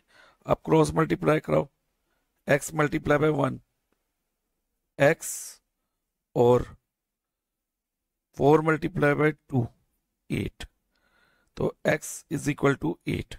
और x एक्चुअली हमने BC अज्यूम किया था, तो BC हमारा कितना आ गया? 8 सेंटीमीटर। और ये आंसर किस ऑप्शन से मैच करता है? ऑप्शन सी से। Question number 11, if two tangents incline at an angle of 60 degree are drawn to a circle of radius 3 centimeter, then the length of each tangent is equal to। इस question में हमें कहा गया है कि दो tangents हैं जो inclined at an angle of 60 degree है। Incline at an angle of 60 degree का मतलब है जो दो टेंजेंट है ना, जहां जिस पॉइंट पे वो मीट करेंगे उस पॉइंट पे वो 60 डिग्री का एंगल बनाएंगे। मान लो मैं यहाँ पर एक टेंजेंट ये ड्रॉ करा सर्कल के ऊपर, और इसी पॉइंट से एक टेंजेंट और ड्रॉ करा। सो अब इन टेंजेंट्स को हम नेम दे देते हैं, लाइक ये पॉइंट P ले लेते हैं और ये A, तो PA एक टेंजेंट हो गया। सिमिलरली PB भी एक टेंजेंट हो गया। दो टेंजेंट्स हो गए PA एंड PB, और they are incline to 60 degree बोले ना, तो जो ये एंगल P होगा ना, ये 60 डिग्री होगा, ये वाला एंगल, तो ये 60 डिग्री होगा। और किस पे ड्रॉन किए? Drawn to a circle of radius 3 centimetre. Circle का जो रेडियस है, मान लो सेंटर इसका हम O मार्क कर लेते हैं, तो इसका रेडियस क्या होगा? OA एंड OB, ये दोनों रेडियस हो जाएंगे। तो और हमें फाइंड क्या करना है? लेंथ ऑफ ईच टेंजेंट, यानी कि PA और PB की लेंथ फाइंड करनी है ईच टेंजेंट की। तो इस केस में सबसे पहले हम एक कंस्ट्रक्शन करेंगे, और वो कंस्ट्रक्शन होगी join P to O। PO को ज्वाइन कर लो। अब कैसे करेंगे इसको ध्यान से समझना। तो जैसे कि अब ये यहाँ पर दो ट्रायंगल्स बन गए हमारे, एक ट्रायंगल बन गया POA और एक POB। तो इस पे जो ये PA टेंजेंट है ना, ये रेडियस OA पे परपेंडिकुलर होगा। क्यों होगा अभी मैं बताऊंगा। PA is perpendicular to OA, reason being tangent drawn to a circle is perpendicular to radius, it perpendicular to radius, radius के ऊपर परपेंडिकुलर होता है। तो जब PA परपेंडिकुलर टू OA हो गया, तो ये जो एंगल होगा हमारा एंगल A 90 होगा, एंगल PAO 90 डिग्री होगा। तो इस सेंस में PAO हमारा राइट ट्रायंगल हो गया। सिमिलरली PB भी टेंजेंट है, तो इसी रीजन से हम ये लिख देंगे PB is perpendicular on OB। Reason same रहेगा, सेम रीजन, तो इसको हम एस्ट्रिक मार्क करके सेम लिख सकते हैं। अब नेक्स्ट स्टेप क्या होगा, ध्यान से समझना। जब ये हो गया, अब हम क्या करेंगे, इन दो ट्रायंगल्स को, ट्रायंगल POA को और PBO को कॉन्ग्रुएंट प्रूव करेंगे। इन दोनों ट्रायंगल को कैसे करेंगे ये ध्यान से समझना बेटा। तो लिखेंगे in triangle PAO and triangle PBO, ठीक है। PA is equal to PB, ये है कि एक थ्योरम है सर्कल चैप्टर में, that tangents drawn from an external point are equal. जो हम टेंजेंट ड्रॉ करते हैं ना एक्सटर्नल पॉइंट से, वो इक्वल होते हैं किसी एक एक्सटर्नल पॉइंट से। जैसे P से हमने PA और PB दो टेंजेंट ड्रॉ करे, तो PA की लेंथ और PB की लेंथ हमारी इक्वल रहेगी। और इसके अलावा OP equals to OP common, ये कॉमन साइड है दोनों ट्रायंगल में, ओके कॉमन। अब नेक्स्ट स्टेप ध्यान से समझना, O A is equal to O B. ये ओ ए 3 सेंटीमीटर है radius of the circle, O B भी 3 सेंटीमीटर होगा रेडियस ऑफ द सर्कल, और radius of the circle equal होते हैं, एक सर्कल के सभी रेडियस इक्वल होते हैं। तो हम कहेंगे O A is equal to O B radius of same circle, okay. तो अब ट्रायंगल ए जो हमने लिए थे, triangle P A O is prove to be congruent to triangle P B O by SSS rule. जब ये SSS rule से congruent हो गए तो ये वाला एंगल, इसको हम एंगल थीटा मान लेते हैं, और ये वाला एंगल इसे हम एंगल अल्फा ले लेते हैं। तो ये और ये, तो थीटा इज इक्वल टू क्या हो जाएगा, alpha. Reason being CPCT, CPCT. तो सीपीसीटी से ये इक्वल हो गए, क्योंकि थीटा और अल्फा दोनों किसके पार्ट हैं, ट्रायंगल एपीबी के पार्ट है ना।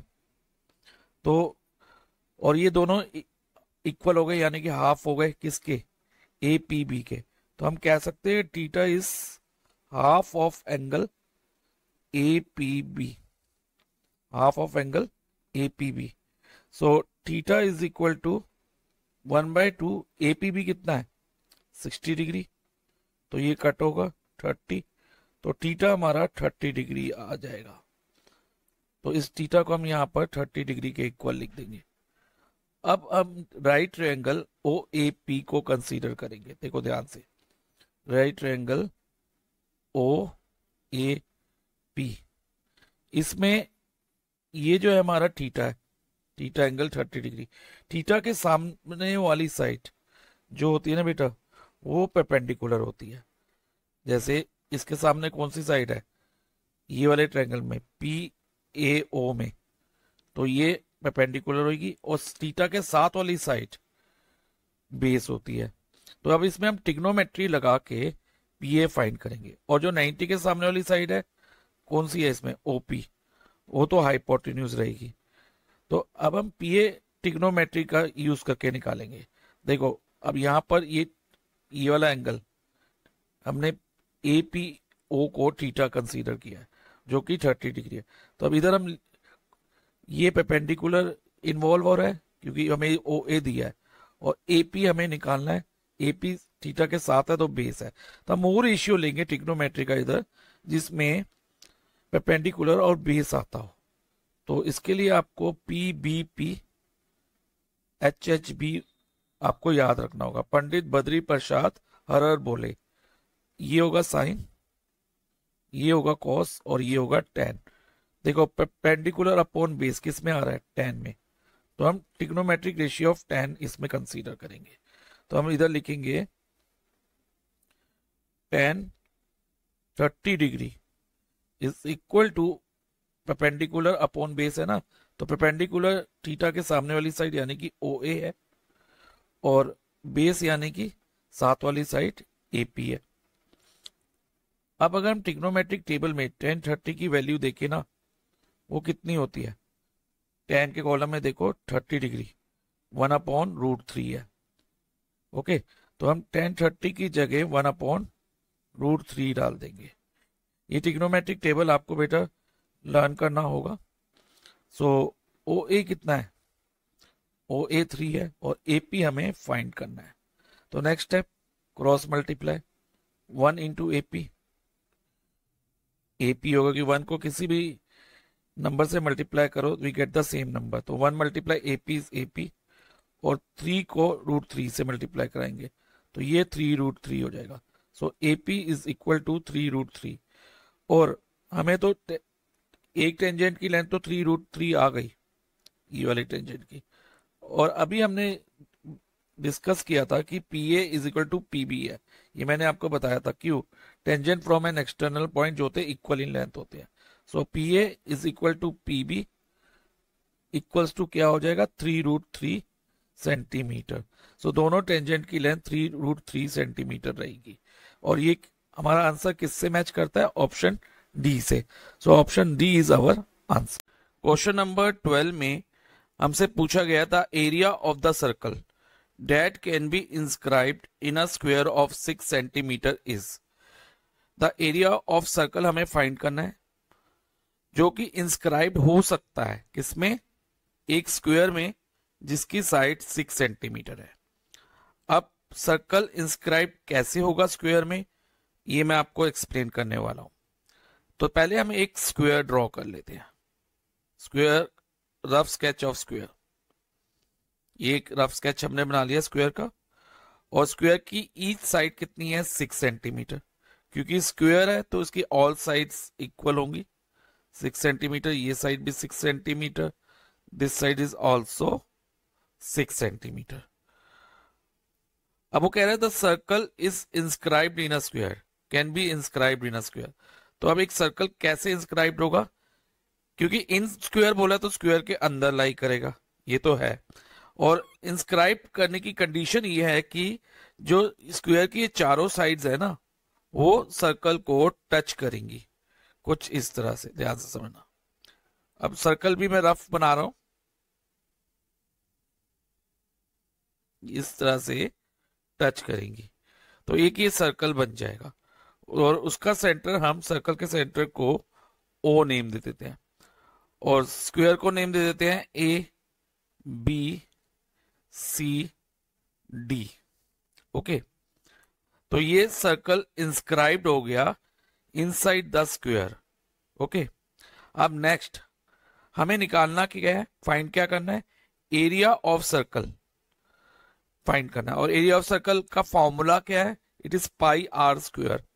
इसमें हमें आर की वैल्यू यानी कि रेडियस चाहिए। रेडियस हमें क्वेश्चन में नहीं गिवन है, तो रेडियस कैसे करेंगे फाइंड, ये ध्यान से समझो। अब हम यहां पर एक डायमीटर ड्रॉ करेंगे सर्कल का, जो कि ऐसे जाएगा। ओके, ये डायमीटर हो गया। इसको हम कुछ नेम दे देते हैं, जैसे कि एक्स वाई नेम दे दिया। अब एक्स वाई इसका डायमीटर है इस सर्कल का। अब ये ध्यान से देखो बेटा, जो ये एक्स वाई है वो बीसी के पैरेलल जा रहा है, तो ये एक्स वाई और बीसी क्या होंगे? इक्वल होंगे। ऐसी एक्स वाई और ए भी इक्वल होंगे। तो इन शॉर्ट डायमीटर होगा ना जो इंस्क्राइब्ड सर्कल का, वो किसके इक्वल होगा? साइड ऑफ द स्क्वायर के। ध्यान से समझ, एक बार मैं और बोल रहा हूं, जो डायमीटर होगा ना इंस्क्राइब्ड सर्कल का, सर्कल इंस्क्राइब्ड हुआ है, इसका डायमीटर किसके इक्वल होगा? Side of the square.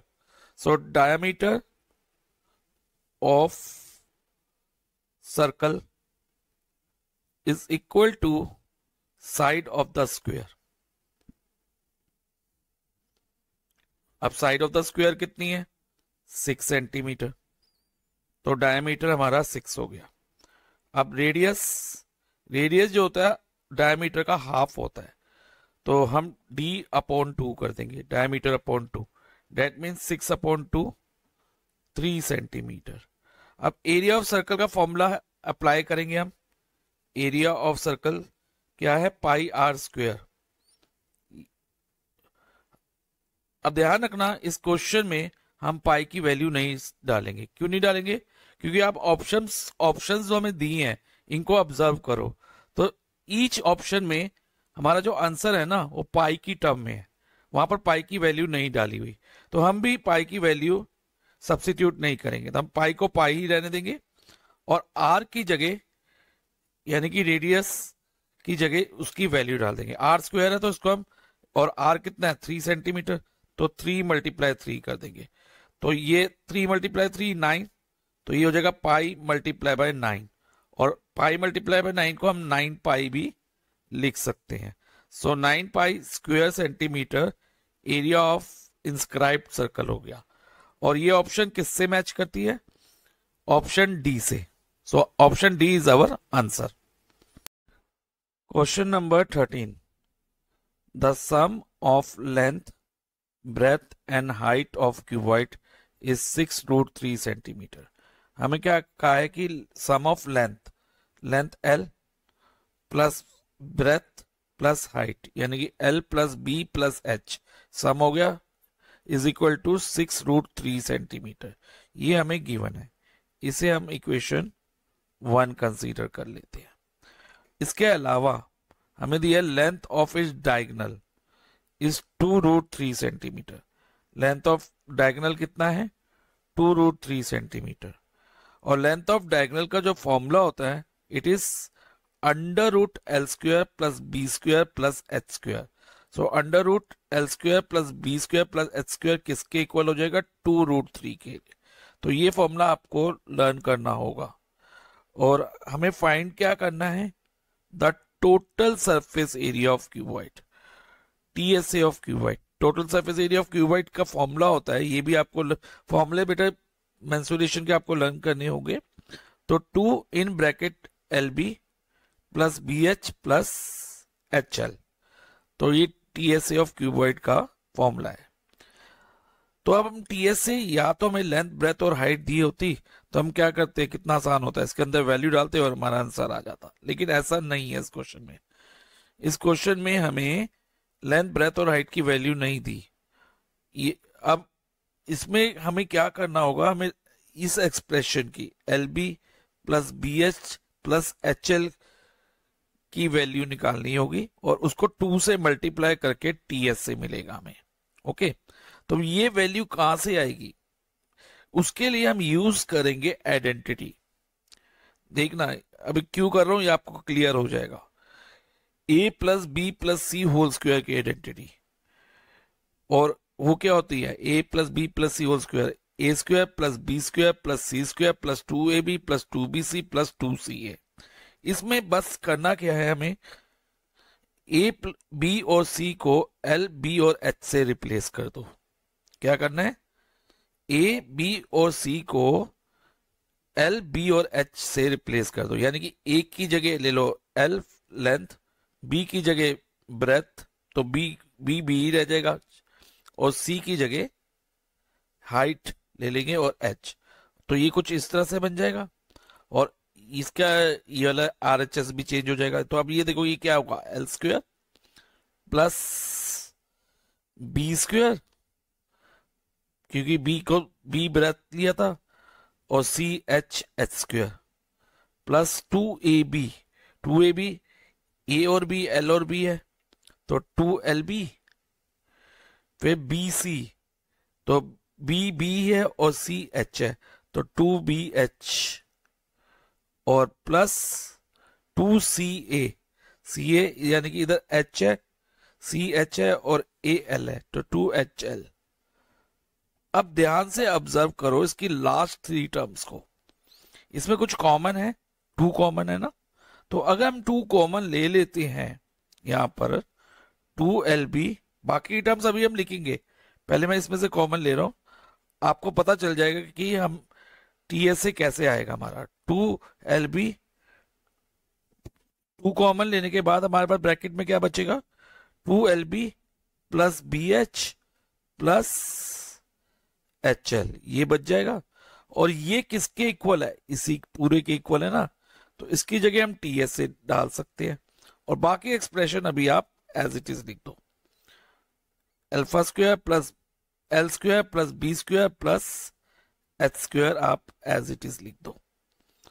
अब नेक्स्ट, और ये भी ऐसे ही लिख दो, L plus B plus H whole square is equal to.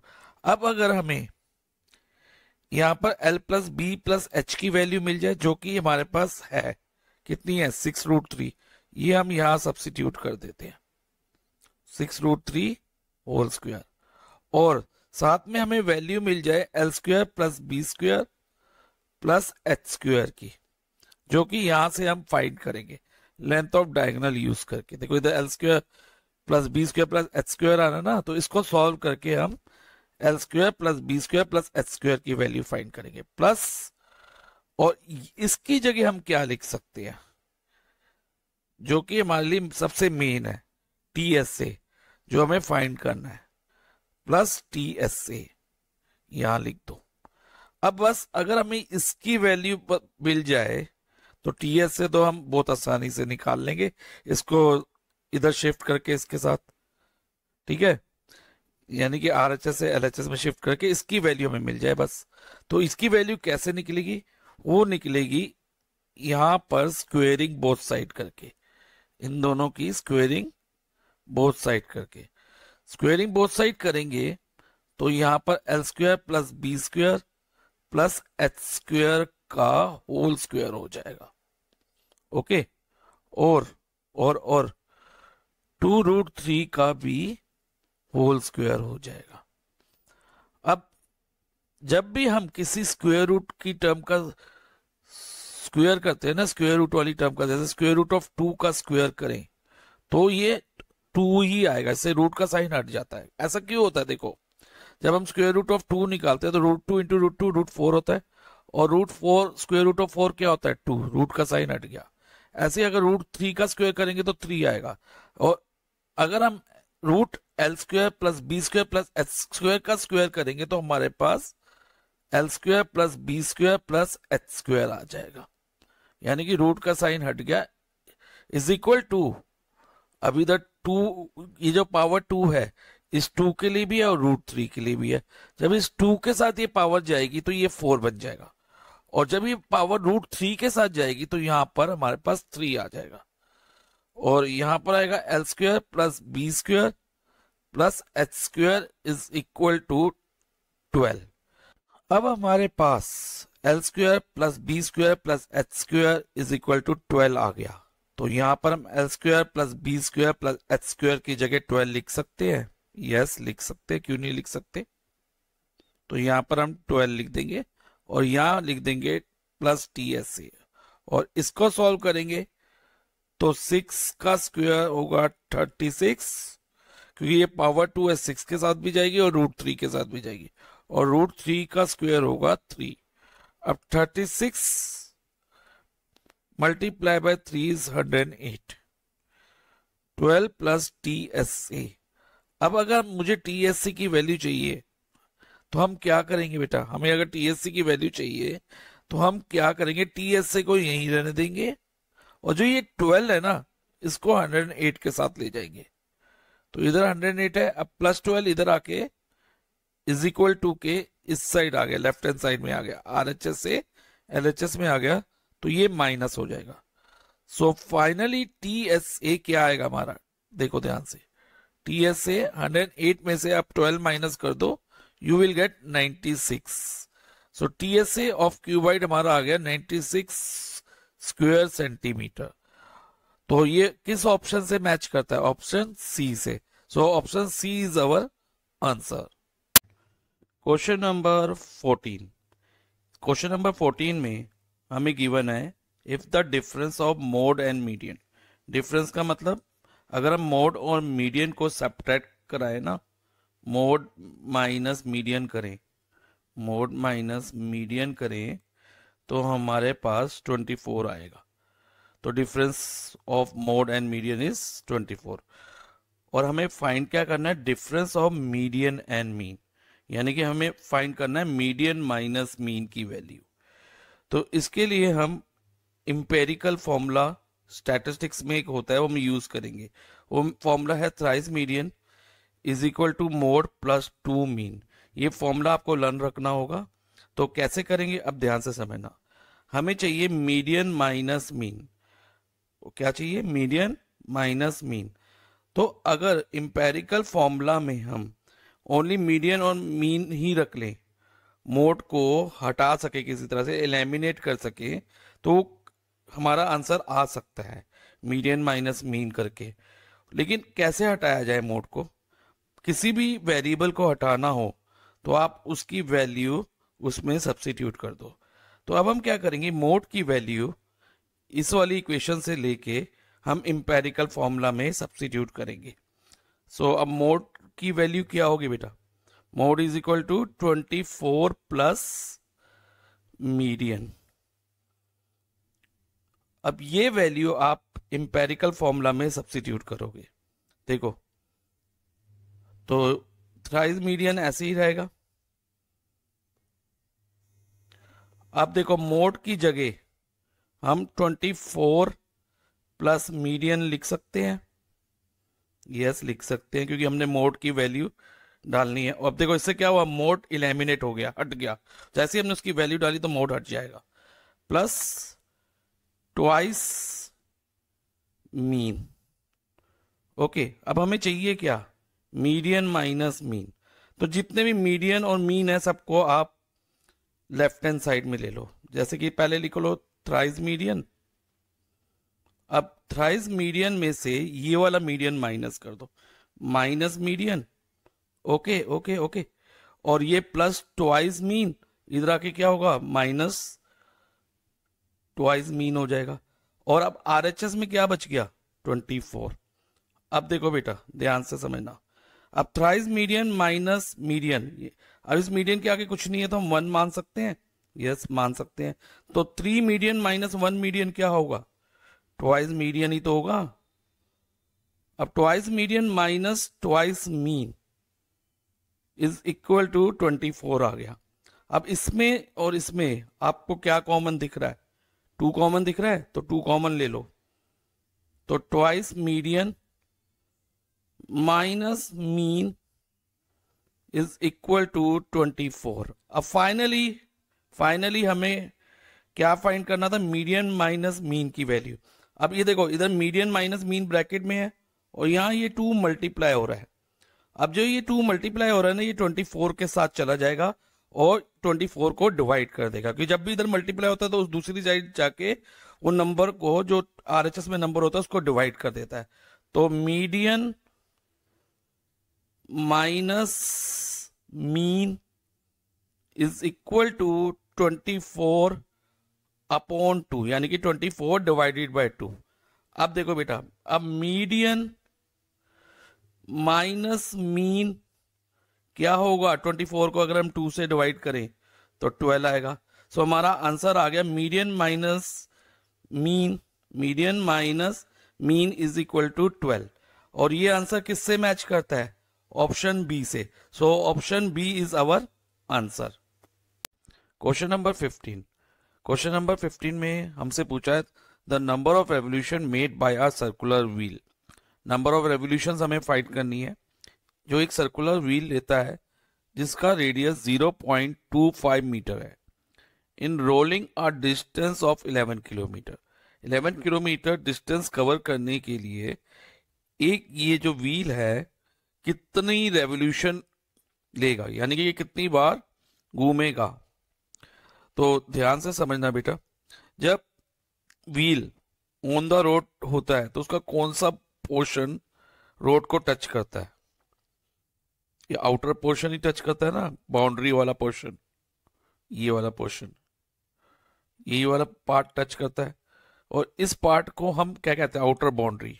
और आउटर बाउंड्री का दूसरा नाम है सरकमफ्रेंस। तो यानी कि इसका सरकमफ्रेंस रोड को टच करता है। तो इस क्वेश्चन में हम सरकमफ्रेंस निकालेंगे। और एक बात का और ध्यान रखो, जब ये व्हील एक बार पूरा घूम जाएगा, मान लो ये एक पॉइंट यहाँ है, ये पॉइंट घूम के वापस इधर आ जाएगा तो ये कुछ डिस्टेंस कवर कर लेगा।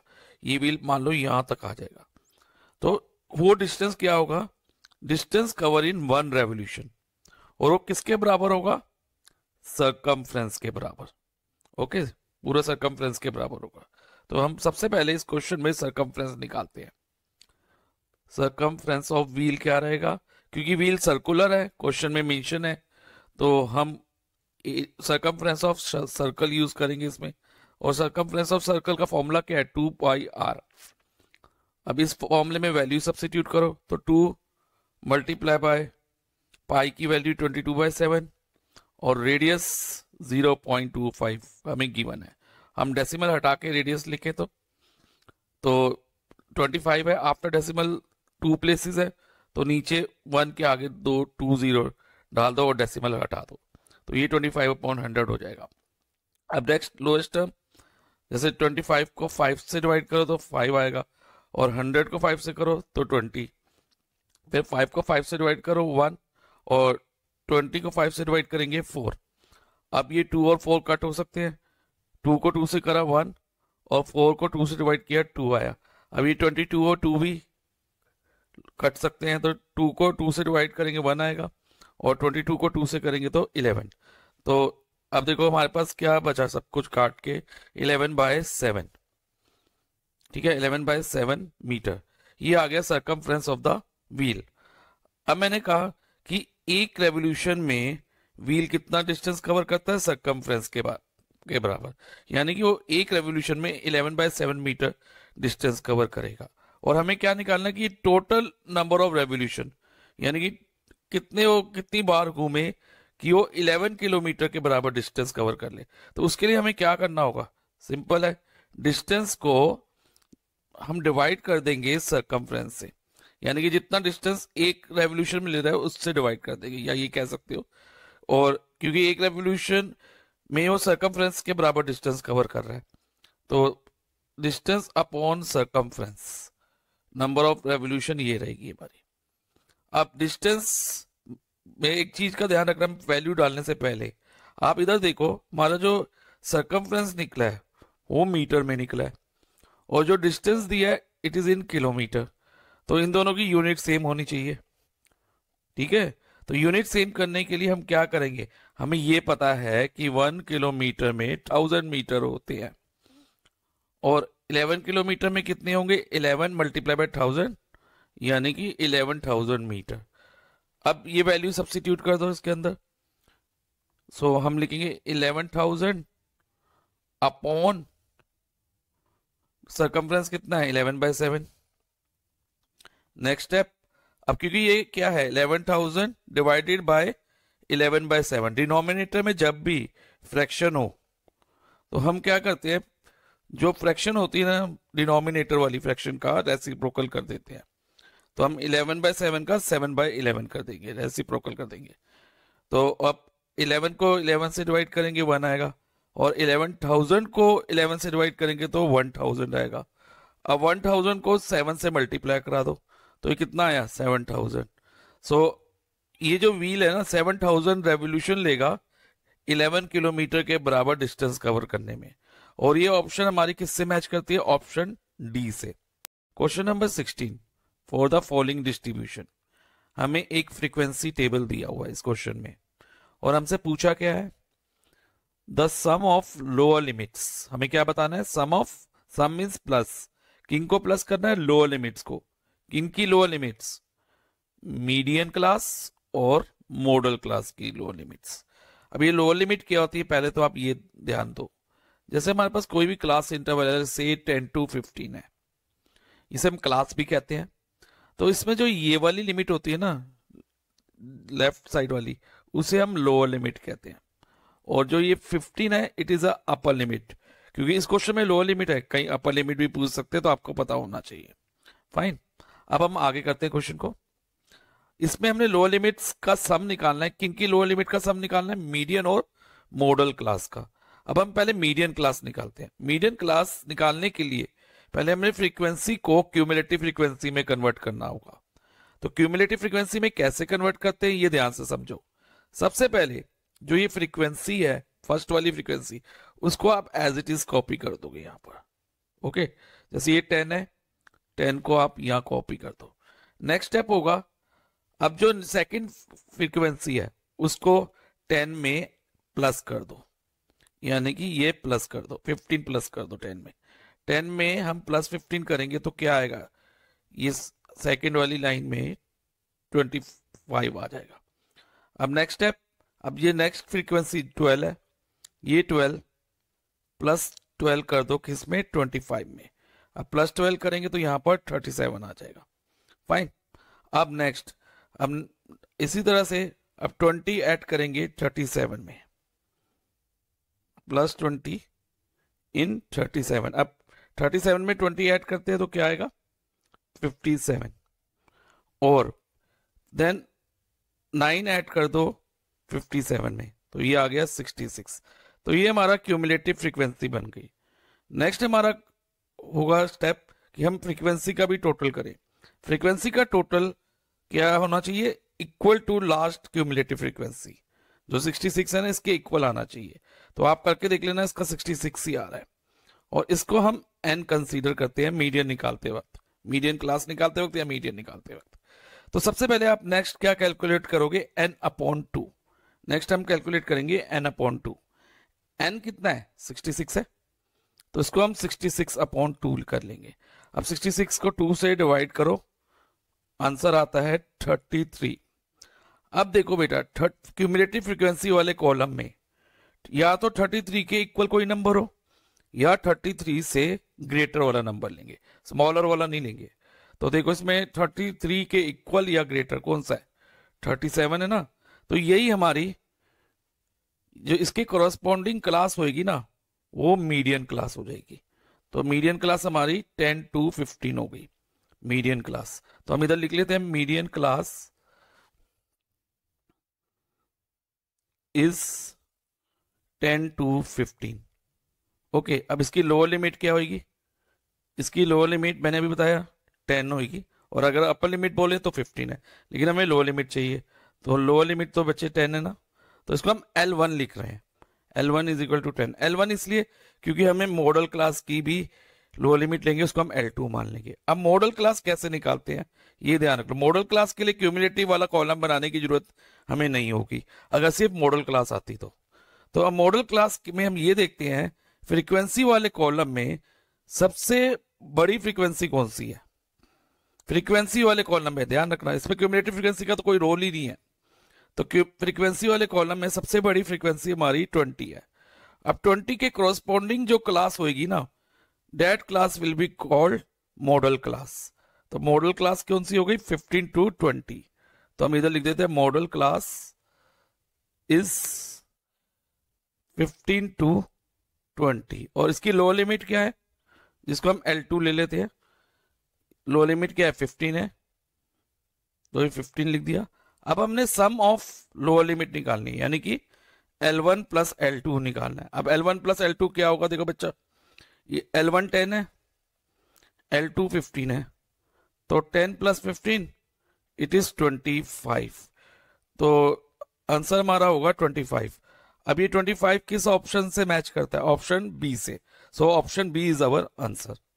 Question number 17। क्वेश्चन नंबर 17 में हमें क्या कहा है कि 2 dice are rolled simultaneously. 2 dice हैं।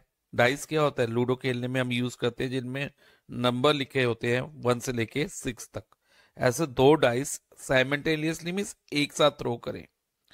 What is the probability, probability क्या रहेगी, that 6 will come up at least once, कि 6 जो है एटलीस्ट एक बार आएगा, 2 बार भी आ सकता है, लेकिन एक बार तो आएगा ही आएगा। ऐसा नहीं कि बिल्कुल नहीं आएगा, लेकिन एक बार कम से कम आना चाहिए, उससे ज्यादा बार भी आ सकता है। तो अब प्रोबेबिलिटी निकालने के लिए हमारे पास फॉर्मूला क्या है बच्चे, प्रोबेबिलिटी का फॉर्मूला है number of available outcome upon total number of outcomes. तो पहले हम टोटल नंबर ऑफ आउटकम निकालते हैं। जब हम कोई 2 डाइस थ्रो करते हैं तो उसमें क्या क्या चांसेस होते हैं आउटकम के आने के, मैं बताता हूं आपको। पहले मान लो फर्स्ट डाइस में 1 आया, सेकंड डाइस में भी 1 आया, फिर दूसरा आउटकम हो सकता है फर्स्ट डाइस में 1, सेकंड डाइस पे 2। थर्ड आउटकम हो सकता है फर्स्ट डाइस में 1, सेकंड में 3, फिर 1 4 आ जाए, देन 1 5 आ जाए, देन 1 6 आ जाए। एक तो ये पॉसिबिलिटी, 6 पॉसिबिलिटी ये हो गई। इसके अलावा 2 1 2 2, मतलब फर्स्ट में 2 सेकंड में भी 2, 2 3 2 3 2 4 2 5 2 6, देन फर्स्ट डाइस पे 3, सेकंड पे 1, 3 1 3 2 3 3 3 4 3 5 3 6, then 4 1 4 2 4 3 4 4 4 5 4 6, ओके, और देन 5 1 5 2 5 3, मतलब फर्स्ट पे 5 सेकंड पे 3, 5 4 5 5 5 6, और देन 6 1 6 2 6 3 6 4 6 5, और फाइनली 6 6। तो देखो कितने टोटल नंबर ऑफ आउटकम हुए, 1 2 3 4 5 6, और हर रो में 6 है, और टोटल कितनी रोज है, 1 2 3 4 5 6, तो 6 into 6 36 total number of outcome हो गया। तो टोटल नंबर ऑफ आउटकम वाले कॉलम में हम जो जहां पर टोटल नंबर ऑफ आउटकम है वहां पर हम 36 लिख देंगे। अब हमें प्रोबेबिलिटी किसकी निकालनी है, that 6 will come up at least once, 6 कम से कम एक बार आए, ठीक है, ज्यादा आ जाए 2 बार आ जाए चलेगा, लेकिन एक बार तो आना ही चाहिए। तो ऐसा कहां पर होगा, पहले तो आप 6 वाली पूरी लाइन देख लो, ये लाइन और ये लाइन देखो, मैं हाईलाइट करके दिखाता हूं आपको बच्चे, ये वाली लाइन और ये वाली लाइन, इसमें 6, इन लाइन में आप देखना 6 आ रहा होगा, और एटलीस्ट 1 बोला है तो कम से कम एक बार तो सब में ही आ रहा है। हाँ, एक केस है जिसमें 2 बार आ रहा है, 2 बार वाली भी चलेगी, लेकिन एक बार आना जरूरी है। तो ऐसे कितने आउटकम हो गए, काउंट कर लो, 1 2 3 4 5 6 7 8 9 10 और फाइनली 11। तो 11 आउटकम्स हो गए। तो यहाँ पर हमारा नंबर ऑफ फेवरेबल आउटकम क्या रहेगा बच्चे, 11। तो इधर हमारे पास 11 आ जाएगा, तो हमारा आंसर होगा 11/36। So option C is our answer. Question number 18 में हमें गिवन है कि if 5 tan beta is equal to 4, और हमें वैल्यू फाइंड करनी है 5 sin beta minus 2 cos beta upon 5 sin beta plus 2 cos beta. तो इस क्वेश्चन में सबसे पहले हम tan बीटा की वैल्यू फाइंड करेंगे। अब ये देखो बेटा, ये कैसे दिया है, 5 tan बीटा, 5 tan बीटा का मतलब 5 मल्टीप्लाई बाय tan बीटा, और अगर हमें tan बीटा की वैल्यू चाहिए होगी, क्योंकि 5 इधर मल्टीप्लाई हो रहा है tan के साथ, तो tan बीटा की वैल्यू क्या होगी, 4 डिवाइडेड बाय 5, 4 डिवाइडेड बाय 5, कि 5 मल्टीप्लाई से डिवाइजर में आ जाएगा। अब इधर हमारे पास tan बीटा की वैल्यू आ गई 4/5। नेक्स्ट हम एक्सप्रेशन को ऑब्जर्व करेंगे।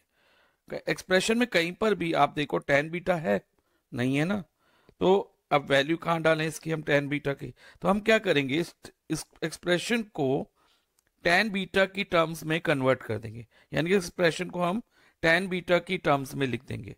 तो कैसे कन्वर्ट करेंगे ये ध्यान रखना, अगर मैं each term of sine beta of this expression, each term of this expression, इस एक्सप्रेशन की हर एक टर्म को cos बीटा से डिवाइड कर दूं, तो देखो क्या होगा, साइन बीटा के नीचे cos बीटा आएगा, ठीक है, साइन बीटा के नीचे cos बीटा आएगा, तो sign beta upon cos beta क्या होता है, देखो इधर tan बीटा ही होगा ना, तो इधर tan बीटा आ जाएगा, माइनस माइनस का साइन ऐसे ही रहेगा, और 2 cos बीटा के नीचे भी क्या आ जाएगा, cos बीटा आ जाएगा, और cos बीटा कट के इधर -2 हो जाएगा।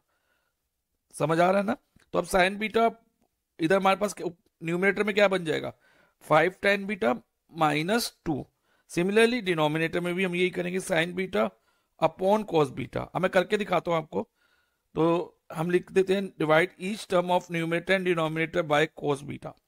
अब देखो मैं करके दिखाता हूं आपको, 5 sin beta upon cos beta, ठीक है, -2 cos beta upon cos beta upon then upon again each term के नीचे cos बीटा लिखेंगे, क्योंकि हर टर्म को हम cos बीटा से डिवाइड कर रहे हैं। ओके, तो cos बीटा माइन इधर प्लस आएगा, plus 2 cos beta upon cos beta.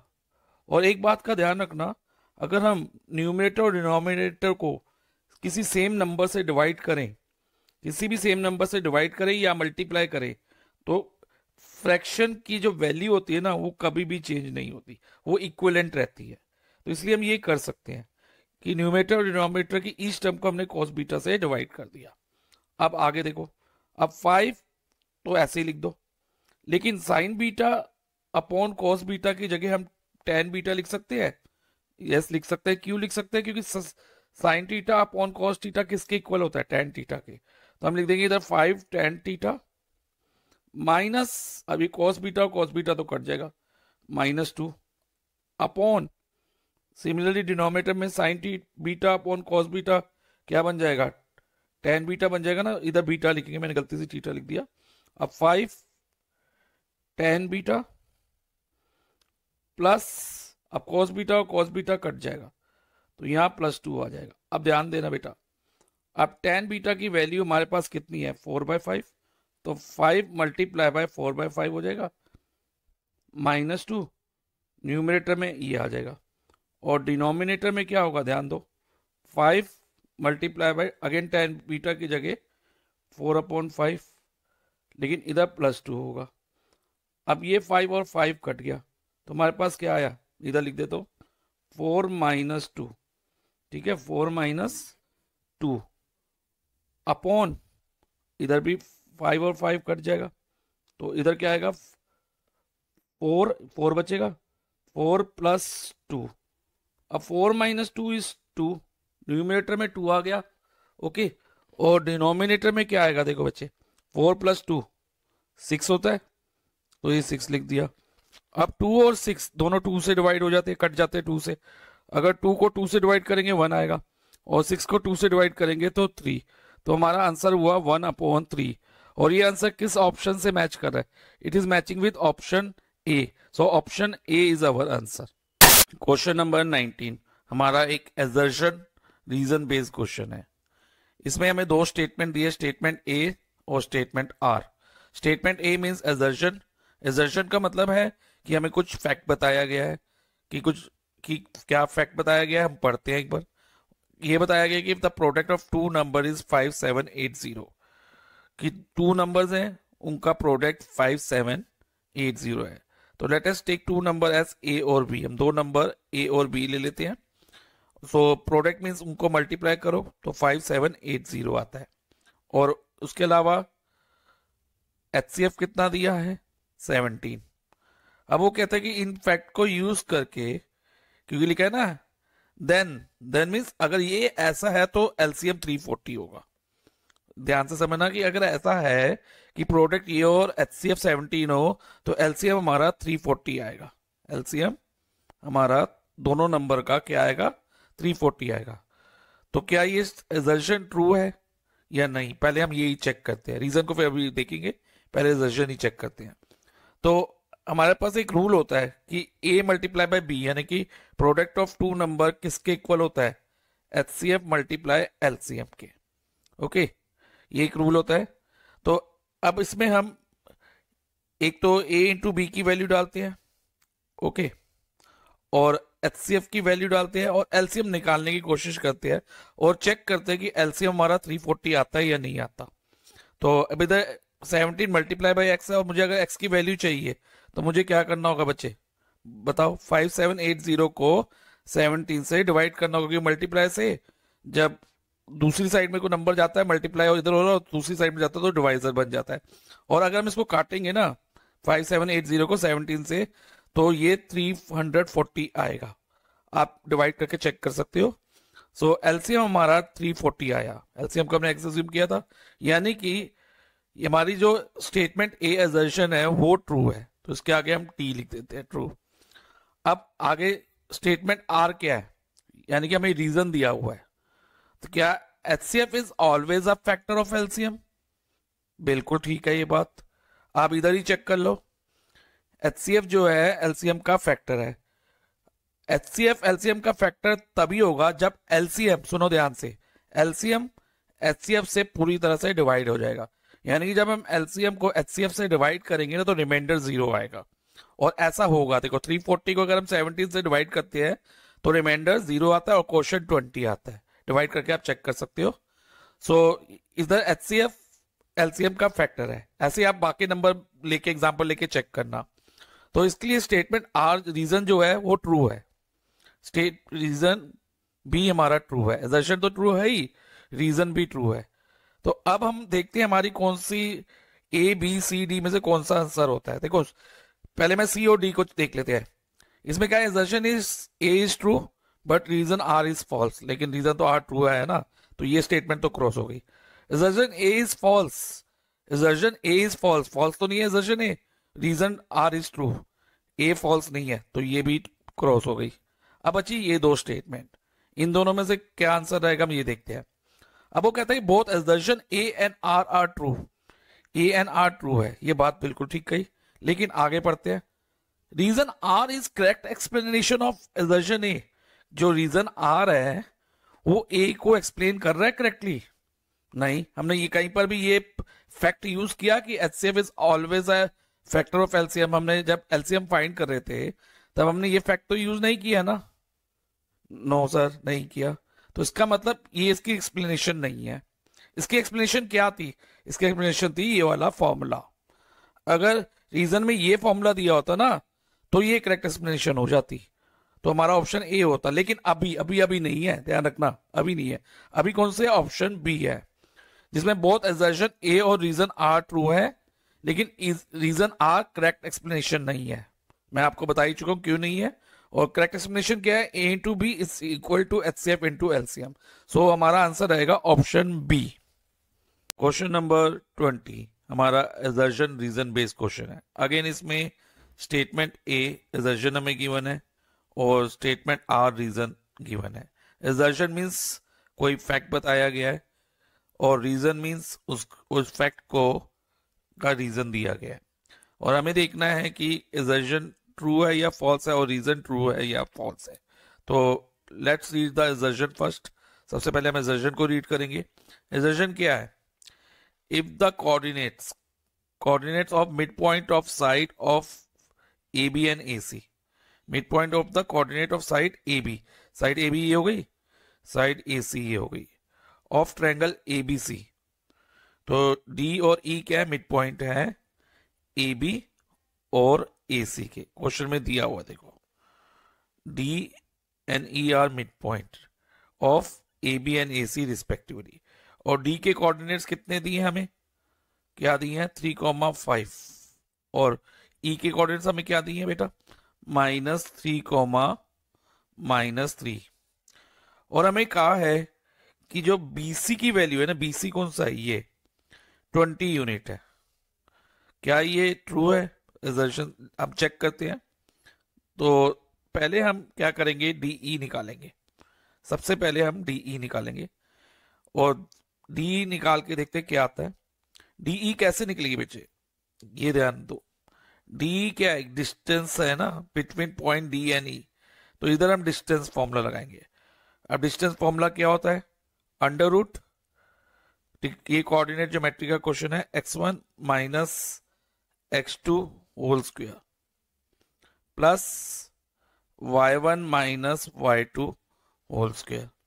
Okay, कई बुक्स में x2 minus x1 whole square दिया है और इधर y2 minus y1 whole square दिया है। वो फॉर्मूला भी करेक्ट है, तो कोई भी फॉर्मूला आप यूज कर सकते हो। तो अब इधर हमारे पास अंडर रूट में x1 और y1 की वैल्यू पहले हम देखते हैं क्या आएगी। x1 y1 ये होगा d के कोऑर्डिनेट, और x2 y2 e के कोऑर्डिनेट होंगे। अब पहले x1 लिखना है। x1 3 है, देखो मैंने इधर लिखा है, माइनस x2 कितना है? -3। तो इसको हम, ये माइनस आया तो एक -3 ऐसे लिख देंगे क्योंकि x2 -3 है, प्लस y1 इज 5, देखो इधर, और माइनस y2 कितना है? -3 है। ये फॉर्मूले का माइनस, और ये -3 के साथ जो माइनस वो आ गया होल स्क्वायर, और इधर भी होल स्क्वायर। अब इसको सॉल्व करते हैं बेटा, लेट्स सी क्या आंसर आता है। ओके, तो 3 प्लस 3 होल स्क्वायर और 5 minus minus plus 3 whole square. अब देखो बच्चा 3 प्लस 3 6 होल स्क्वायर और इधर 8 होल स्क्वायर। 6 का स्क्वायर 36 होगा और 8 का 64। ओके, तो ये आ गया अंडर रूट ऑफ 100 और स्क्वायर रूट ऑफ 100 क्या होता है 10। तो 10 यूनिट हमारी डीई आई। ओके, अब क्लास 9th में आपने एक थ्योरम करी थी, वो थी जो रीजन में दिया है, सेम थ्योरम थी। ठीक है, रीजन में क्या दिया देखो, रीजन में दिया है हमें the line joining the mid points of two sides. Lines कौन सी लाइन ज्वाइन कर रही है टू साइड्स को, DE of two side of a triangle. Two side of a triangle कौन सी टू साइड्स, ए बी और ए सी के मिड पॉइंट को डीई ज्वाइन कर रही है। इस पैरेलल टू थर्ड, और डीई क्या होगी, थर्ड साइड के पैरेलल होगी, थर्ड साइड के पैरेलल होगी और equal to half of it, और डीई हाफ ऑफ बीसी होगी। ठीक है, तो ये स्टेटमेंट हम यूज करके ही इसकी बीसी की वैल्यू निकालेंगे। तो डीई पैरेलल टू बीसी का तो यूज नहीं है इसमें, लेकिन लेकिन लेकिन इसकी जो equal to half of it है ना, कि जो ये लाइन सेगमेंट डीई है ना, वो क्या है बच्चे, हाफ ऑफ बीसी है, हाफ ऑफ बीसी है। अब हमारा डीई तो कितना निकला है बताओ जरा, डीई आया हमारा 10 unit, 10 is equal to BC upon 2। और अगर मुझे बीसी की वैल्यू निकालनी है तो क्रॉस मल्टीप्लाई। अब बीसी इंटू 1 क्या होगा, मैं यहां लिख देता हूं, बीसी होगा कि 1 multiply any number is same number, और 10 मल्टीप्लाई 2 20, तो 20 यूनिट बीसी की वैल्यू आ गई। और एजर्शन में यही दिया है बीसी की वैल्यू, यस सर यही दिया है। तो इसका मतलब एजर्शन तो ट्रू है, और रीजन हमने सेम रीजन यूज किया इधर इसको बीसी की वैल्यू निकालने के लिए, तो हमारा रीजन भी ट्रू है और इसकी एक्सप्लेनेशन भी इसमें ही आई हमारी। तो ऑप्शन सी और डी तो क्रॉस कर दो, क्योंकि एक में कहा है कि रीजन फॉल्स है, दूसरे में कहा है कि एजर्शन फॉल्स है, तो दोनों में से कोई भी फॉल्स नहीं है, दोनों ही ट्रू है। अब ऑप्शन ए और बी में से हमारी ऑप्शन रहेगी, तो ऑप्शन ए क्या कह रही है, assertion A and reason R true. ठीक है, और ऑप्शन बी भी यही कह रही है, both assertion A and reason R true. लेकिन फर्क क्या है दोनों स्टेटमेंट में, एजर्शन जो स्टेटमेंट ए है उसमें हमें दिया है, जो ए वाली ऑप्शन है उसमें दिया है reason R is a correct explanation of A. क्या ऐसा है, यस। इसकी एक्सप्लेनेशन से ही तो हमने बीसी निकाली है, इसी थ्योरम को यूज करके ही हमने बीसी की वैल्यू निकाल रही है। तो ऑप्शन ए हमारा आंसर रहेगा। और ऑप्शन बी में क्या is not a correct explanation, ऐसा तो नहीं है, करेक्ट एक्सप्लेनेशन थी, तो ऑप्शन बी नहीं हमारा आंसर होगा। फाइनली हमारा आंसर क्या रहा, ऑप्शन ए।